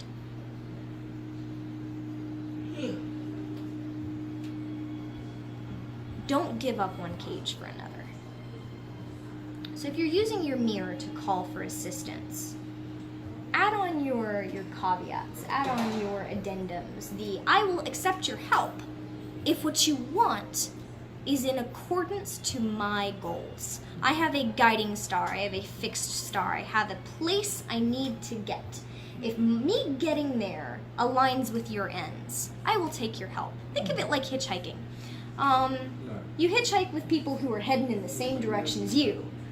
If you're going to accept the help of a passing spirit, a god, a goddess, a divine being, whatever you want to call it, try and go, hey, if you want me to get to my destination, if you want me to get there, help me. Help me. Help me with no price. Help me with no demands. Help me because you want me there too, or at least because me hitching a ride with you doesn't do you any inconvenience. You're a divine being. Okay? You may find that there are gods out there that want to get you where you want to go. There are, like, I belong to the cunning tradition. And one of the things that we say is that the wild has its own spirits, the forest has its own spirits, the nature itself has lots of different spirits. If one of your goals is to get to the point where you're financially independent enough to go buy land and take care of it and let it take care of you, and not allow someone to come along and do fracking, not allow somebody to come along and do cobalt mining, not allow somebody to come dump toxic mining waste, then one of the things you can do is be like, hey, spirits of the wild, I want to take care of a chunk of you. I want to help you. I want to pay my respects. I want to have a symbiotic relationship with you. If you want that too, I could use some help. If, for example, you want to make a safe space for other people, if you want to make a space of sanctuary, a place where people can be kind to each other, who can help each other, and you think that there are gods that align with that purpose, you can say, hey, I want to make this temple to the idea you represent. I want to make a temple to the idea of kindness and sanctuary. If you want me to as well, help me. And you can find, if you do your homework, there are gods of all kinds. There are powers of all kinds. There are powers that will help you because you're a good mechanic. There are powers that will help you because you're a good seamstress. There are powers that will help you because you bake good bread. If you stand there and you say, hey, I want to bake good bread. If you want people out there baking good bread, help. Try to find things that will support you because it is in alignment with their own path, not because you paid in blood to get it. Now, even if you take their help, don't let something stand in front of your guiding star and tell you that you can't get there without them. Bullshit. Bullshit. There are more human heroes in mythology than there are opposing adversarial forces to them getting there. Any hero conquers how many villains? More than one. In every story, more than one adversary. Sometimes it's the adversary sends lots of mini adversaries, and then you get to the big boss, and sometimes there's lots of big bosses, but any one hero. And don't kid yourself, you are absolutely the hero of your own story. Every living person is.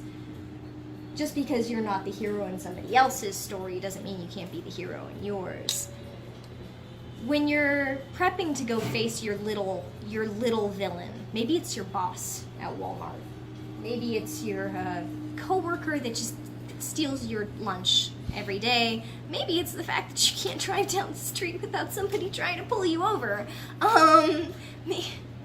Maybe it's the prison industrial complex that you're facing down that day. Who knows? I don't know your life. Whatever you're facing that day, whether it's a cruel teacher or a looming rent bill,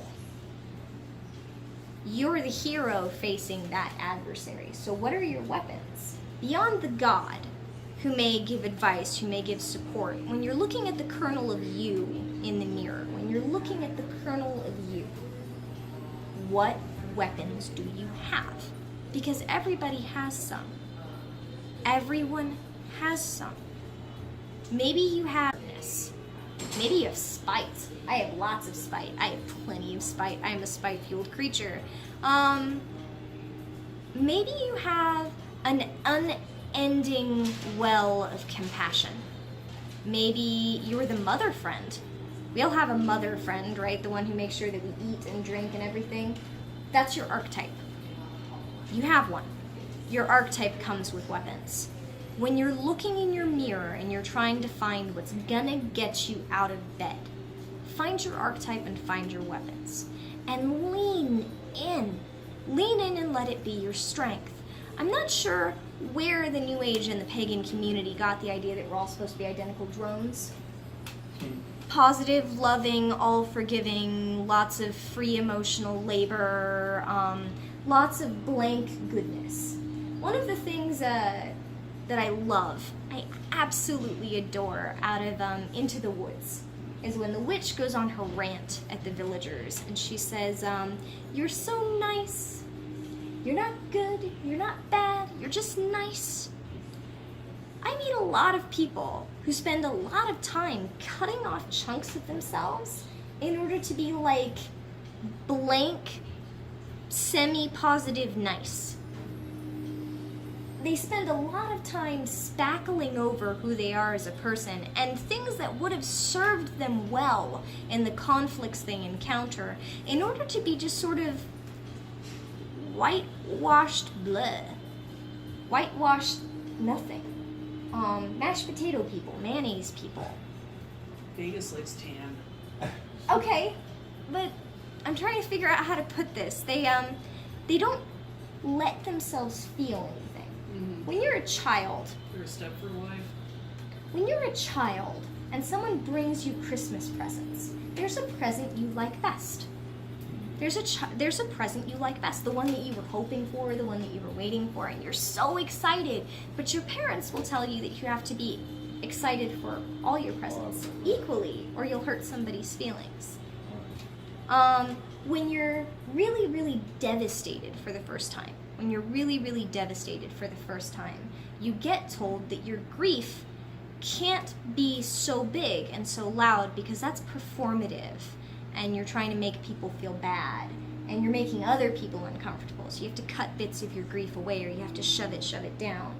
The first time you realize you don't like someone, you really, really don't like someone, what do your parents tell you? You have to pretend like you like them. You have to be nice. You have to be nice. You have to be nice. You have to be nice. And the less white and affluent you are, the more you have to do it.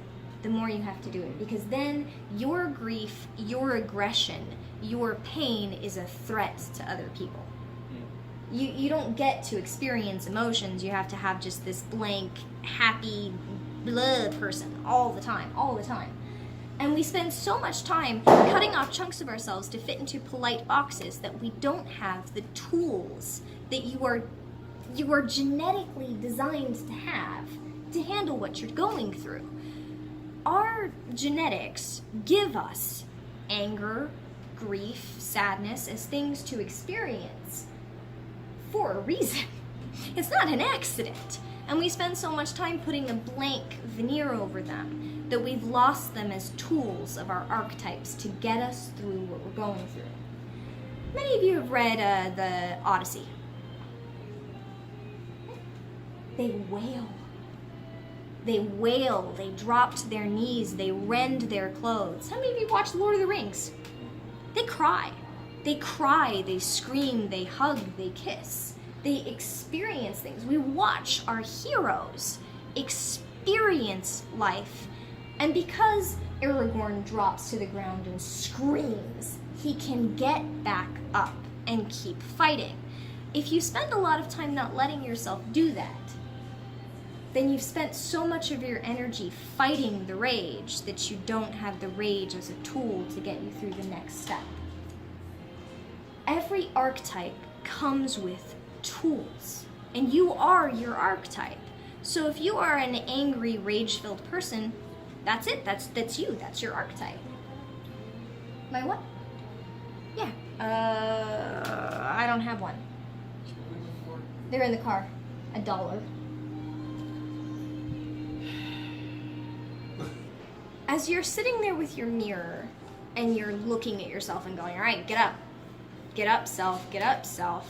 What do you need in your battlefield?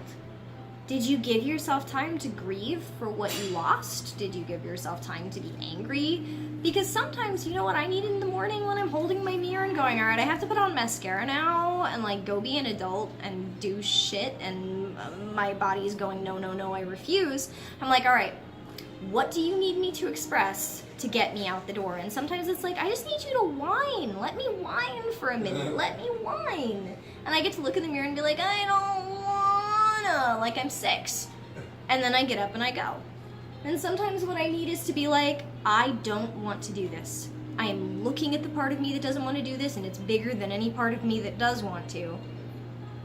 But it is part of the battle I am fighting right now to get to the other side. So I'm gonna, but I'm not gonna make myself like it. There's a thing that children say that I encourage you to re-embrace. When adults go, all right, kid, I know you don't want to, but we're going to have to do it anyway. Children go, fine, but I'm not gonna like it. Embrace that again. There's a lot of power in being like, all right, there is no reason why I should have to do this. We live in a broken system if I have to do this thing that I don't want to do, but I have to do it anyway. But I am not going to make myself like it. I'm not going to make myself be grateful for it. And even while I'm smiling because someone's telling me to smile, I'm going to let the fact that it's artificial show in my eyes. I'm not sure why we've lost the ability to say, I don't have to want to do this. I think it has something to do with a broken capitalist system that wants us to be grateful for our oppression, but why are we cooperating with that? On that note, as you're using your mirror and you are communicating with aspects of yourself, remember that you can communicate with the positive aspects too. And I know I spend a lot of time talking about the danger of the positivity movement. I mean the danger of the positivity movement as currently constructed, not as what it could be. What you could be doing when you're holding the mirror, instead of talking to the monster inside of you, instead of talking to the broken parts of you, you can talk to the parts of you that are able to handle what you're going through. You can say, I want to talk to the hero in me that's willing to step forward and be brave. I want to talk to the warrior in me that's willing to fight even though the rest of me is tired and doesn't want to. I want to talk to the smart part of me because I remember it being in there before I got so worn down and exhausted. I remember in high school being pretty damn smart. I remember having some brains to apply to my problems, and at some point between the sleep exhaustion and the alcohol, I may have lost it, but it's in there somewhere because nothing's ever truly lost. So can I talk to the part of me that has some brains to apply to this? You're holding a mirror. You're looking at you. What part of you do you want to talk to? Because you can talk to the parts of you that have the tool you need. And you can talk to the parts of you that can find something positive about what you're going through without warping your sense of reality and brainwashing yourself. You can talk to the part of you that goes, hey, you know what? The positive part about today is that it will end. I will get to come back home and I will get to be with my family. There is always a silver lining. It doesn't mean what we've turned it into. On that note, I did say that today we would try and get into using it for spirit communication, talking to ancestors, guides, guardians, ghosts, etc. If you're in the secular, non-spiritualist branch, I want to remind you that using a mirror to have a conversation with someone outside of yourself, even if you feel like you generated it, is still valuable. My example for this is going to a mental health practitioner and saying, I have some issues with my dead relative. The mental health practitioner may advise you to write a letter to that dead relative or to imagine having a conversation with that dead relative. It is still beneficial to have a conversation with something you generated. Even if you feel like there's no genuine spirits outside of what you can kind of convince yourself is standing there, it can still be valuable to talk to someone for whom you never got to express your anger, for whom you never got to express your disappointment, for whom you never got to express your gratitude, because it's not always a negative thing. I know that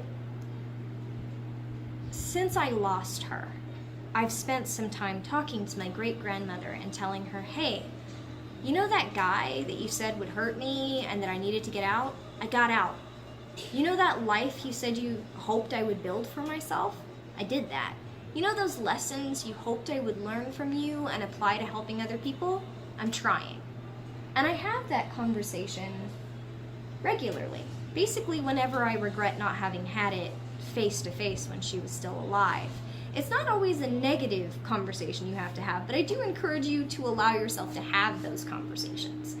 One of the things that really confuses me about the current forgiveness movement is this whole like, oh, you should try and have forgiveness without ever expressing that you were disappointed or hurt in the first place.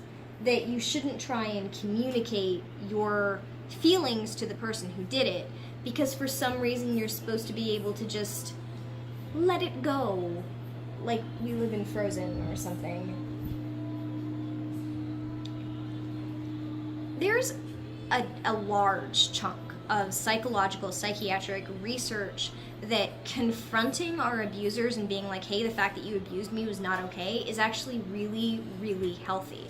And in fact, in many cases, it's encouraged that if in other saner countries, that if someone has been wounded by the actions of someone else, they get a chance to actually confront them and say, hey, what you did to me was not okay.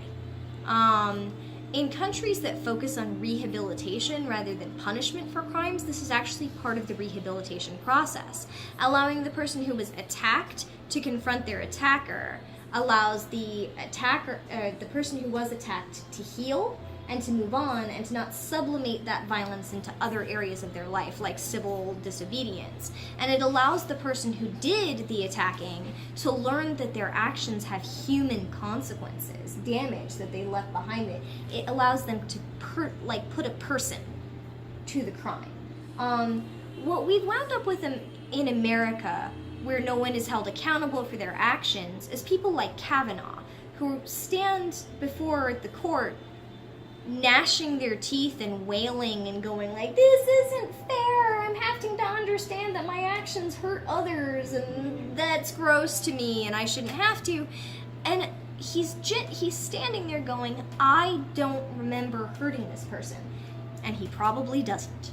He's like 98% probably does not remember that evening. It was not special, it was not unique. He got so used to just hurting one person after another that it's background radiation in his life. It's the wallpaper of his existence.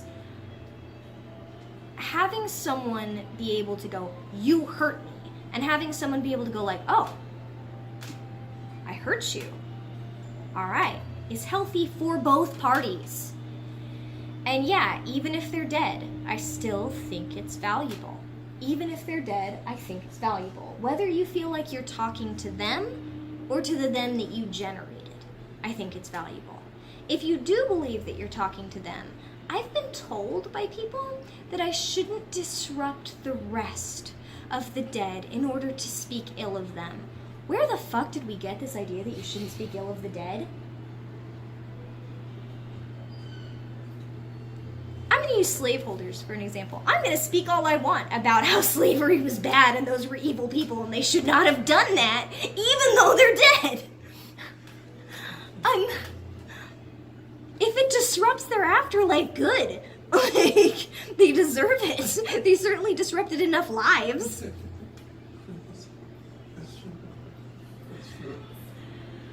Speak ill of the dead. Tell the truth about what you've been through. Own your truth. Own it, because it's where your power comes from. The truth of who you are as a person, your place in the universe, and the universe's place in you. Confront your dead. Confront your dead and speak your truth. One of the things that is in cunning tradition is what we call a speaking, when somebody passes, and it's an honest memorial service. Everyone in a community comes and they talk honestly about someone. And here's the thing I've found, having witnessed an honest speaking of the dead. It's never all good and it's never all bad.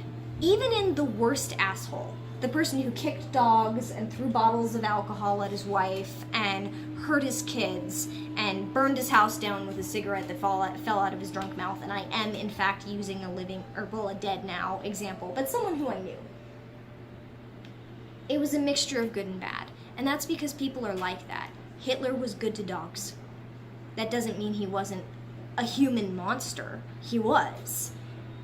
The effect that he's had on the world cannot be underestimated in terms of the evil he has perpetuated and created. But people are never all one thing, and when you let yourself have an honest recollection of the dead, an honest one, you can see that in any horrible, awful person, you may have some good memories, and in anyone for whom you have good memories, you probably have some bad.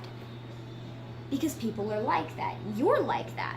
When you're gone, people will remember you for good and bad reasons. When you confront your dead and you speak to them, try and do both.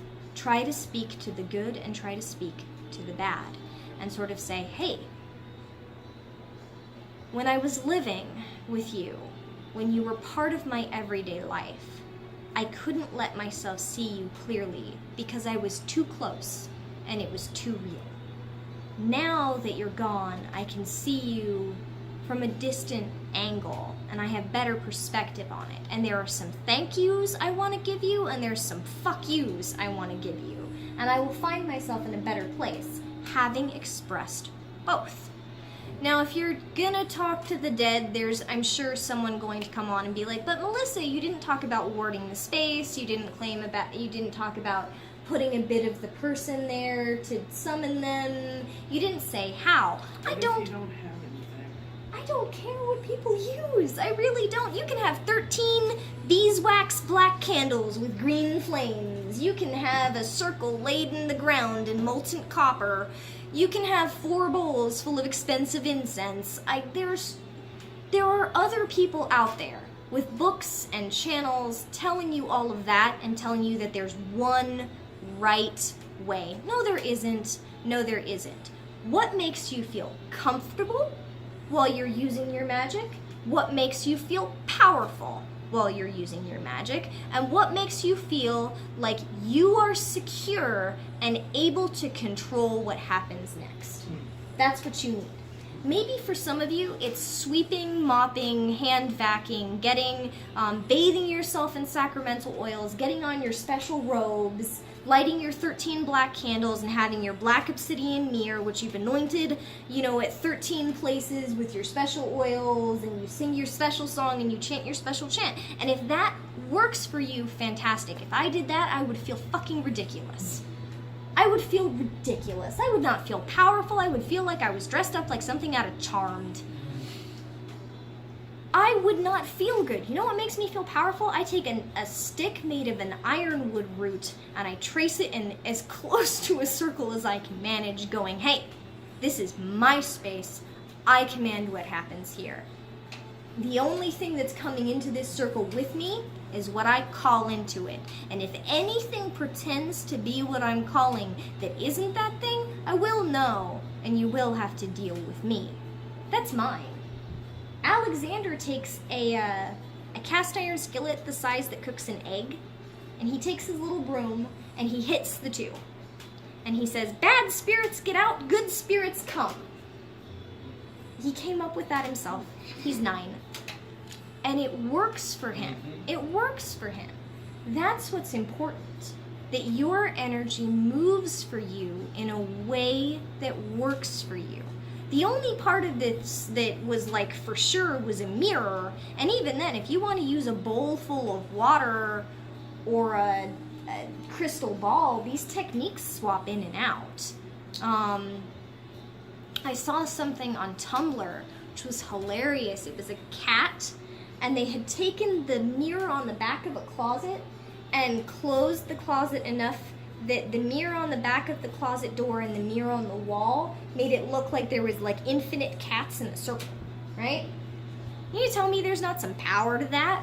That you couldn't like take the cat's place and stand there and be like, it is a circle of me.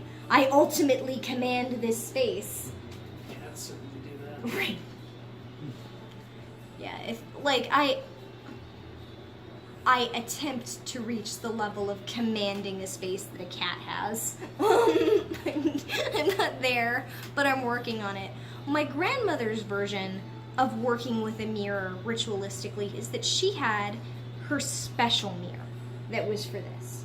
I don't even have that. I have one of those makeup mirrors that has a light and a magnifying side and a non-magnifying side. And I use the magnifying side when I want to look at a situation really closely. The fact that it happens to show me my pores at the same time is sometimes distressing, but oh well. And I use the non-magnifying side when I want to see something from a distance. That's my spiritual tool. And I feel valid using that because my great-grandmother, who had very dedicated spiritual tools, everything was wrapped in silk that she dyed herself, that she traded like her herbal remedies for the silk, for the dye. It was very World of Warcraft, lots of side quests. She used a coffee grinder. Every time I start feeling inadequate about my spiritual practice as compared to her, I remind myself that the older she got, her hands got more and more gnarled and to be in more and more pain.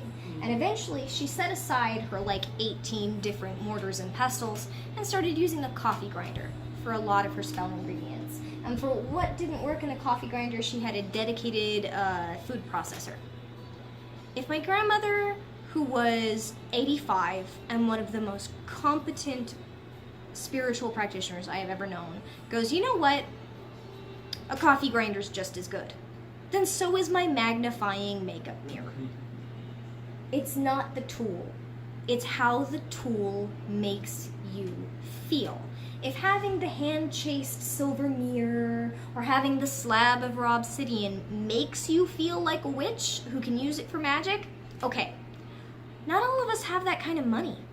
Not all of us have that kind of spirit. If your mirror is a 99-cent store mirror, own it. I want you to remember that the image that we have of a witch with the giant black cauldron and the broom, those were the common tools of that era. Those were household tools. The cauldron was used for cooking and cleaning and bathing. The broom was used to sweep. The idea that these have to be expensive, one-of-a-kind, imported, that's very, very new in witchcraft. Those were utilitarian, multi-use household tools. So you using a utilitarian, multi-use household tool is just as valid as them doing it. I'm not sure. I blame ceremonial magicians for the whole, it's gotta be the grandest grand of the grand. I am not embroidering my robes with real gold. It's not happening. Like, I will do this in my bathrobe, and that's gonna have to work. When you're doing this, when you've got your mirror, there is a technique that I really liked of my grandmother's that I decided I was going to share. She didn't just use the mirror as the phone to communicate with the dead, and she didn't use it just to talk to aspects of herself. She also used it as a portable summoning circle. You take a mirror and you set it down. If it is in any way a contained shape, you have a portable summoning. Mirrors are liminal spaces. If you're in the spiritualist corner, a mirror is a liminal space. It's a gateway already. All of the mirrors in my houses are warded. And before you go like, oh, Melissa, how do you ward a mirror?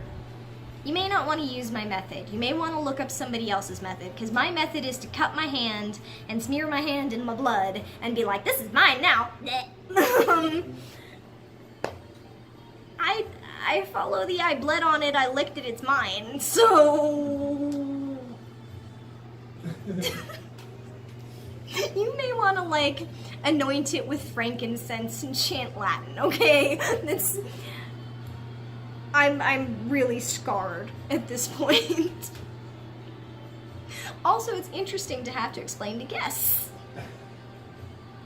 their handprints on things. On that note, her mirror was, roughly round and had silk, so she'd go and she'd unwrap her silk and she'd have her mirror, and that would be where she summoned things. Now, my grandmother fell in the I'm gonna say your name until you do what I say branch of summoning, which also worked on her granddaughters. Missy, I know you can hear me calling you, Missy. Are you going to come downstairs anytime soon, Missy? And then I'd go downstairs. There's only so long you should ignore the 80-year-old grandmother.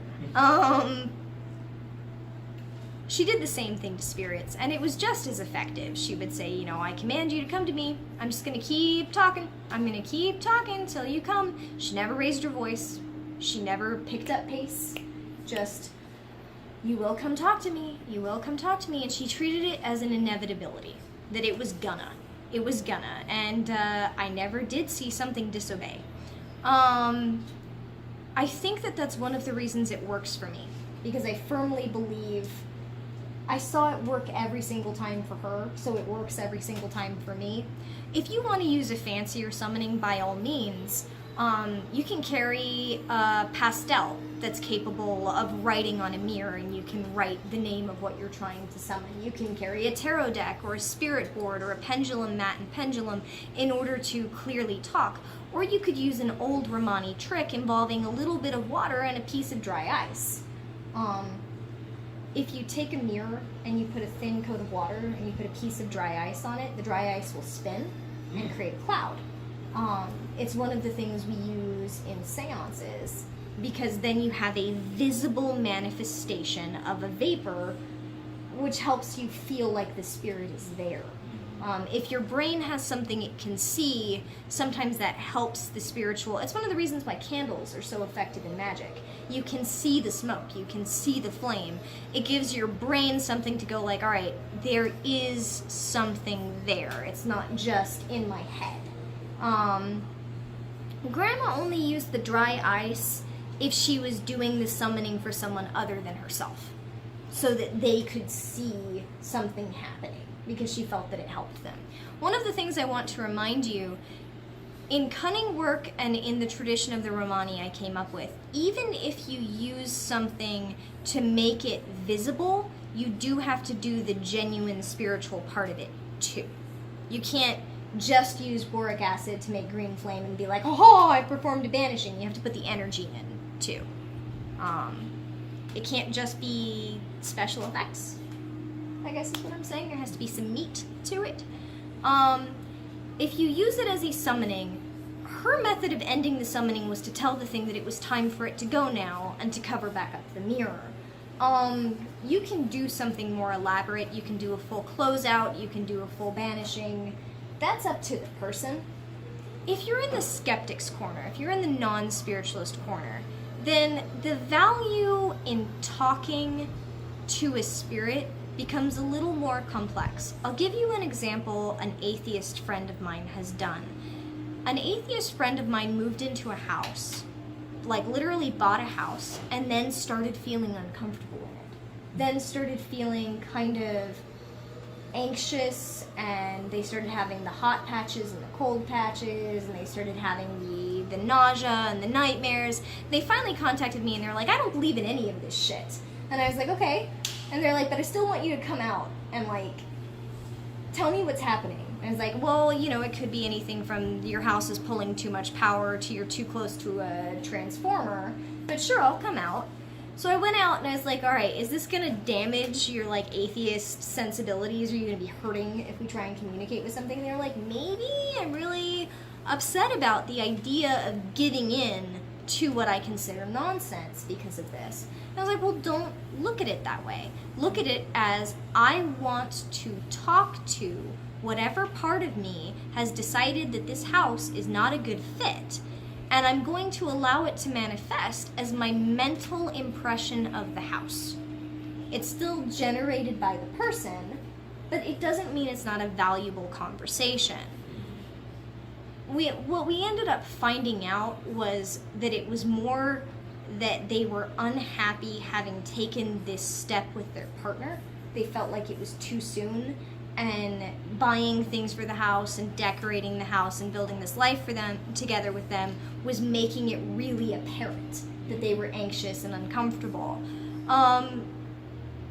You know, I don't know what we would have uncovered in a different set of circumstances. You can talk to the energies of an area as something you're picking up on without believing in an independently generated entity. We also used to use mirrors to trap spirits. In particular, my grandmother liked carrying silver compacts. They are so damn hard to find now. I have one left in my spiritual kit. She would go into a house with one of the compacts that had a mirror on either side or had like a mirror in a little place to put like a powder puff, because they sold both. Sometimes she would use mirrored pill boxes, which were a thing. As long as the mirror was on the inside.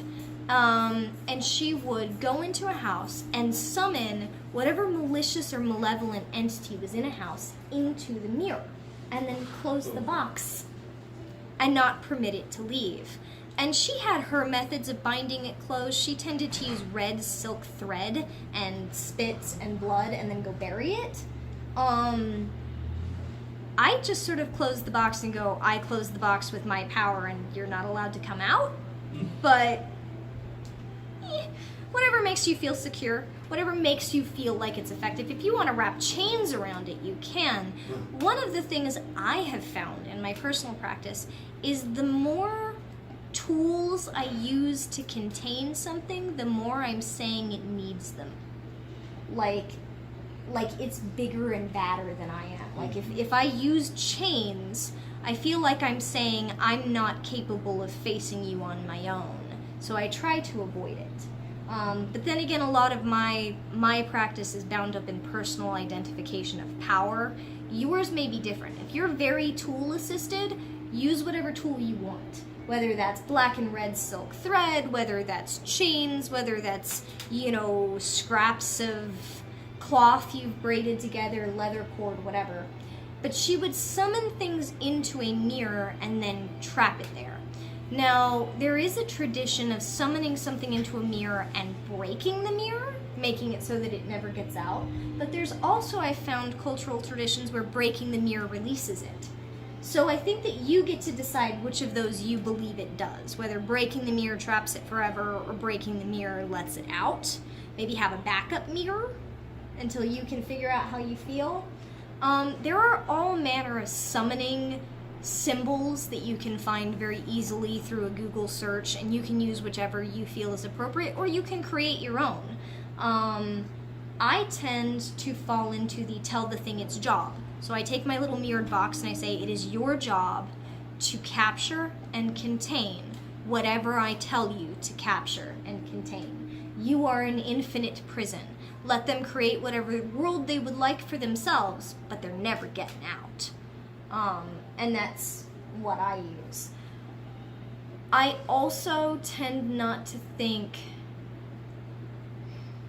I've never been quite sure how I feel about the idea of trapping spirits.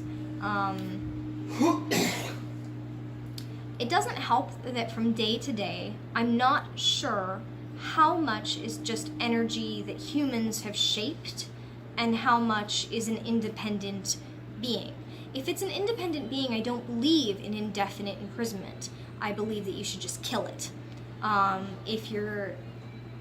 not a huge fan of the prison industrial complex. That new version of slavery is not helping with that. But in particular, if it's a living being, a self-generated living being, who am I to play judge, jury, and executioner? I tend to bind something in a box and be like, I'll let you out when you make these promises. And sort of go like, okay, I will let you out, but you have to stop tormenting this poor family. Or I'll let you out, but you need to tell me what attracted you to this family. Why are you bothering them? Why are you harassing them?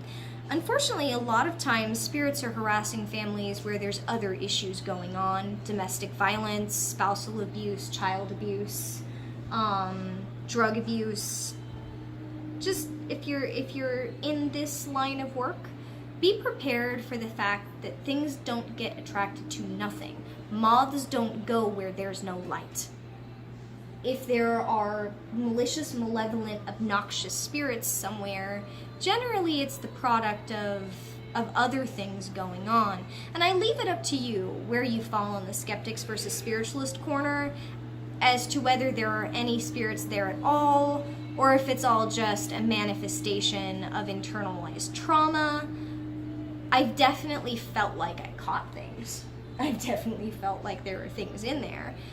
And I leave it up to you whether or not you feel like I've actually helped people because I trapped a spirit, or because having clergy come out and involve themselves in the problem made people feel like they had more tools to address the problem. If I made people feel better, then I did my job, so I don't really care. When you trap a spirit in a box, it is my recommendation that you have a very firm idea of what next.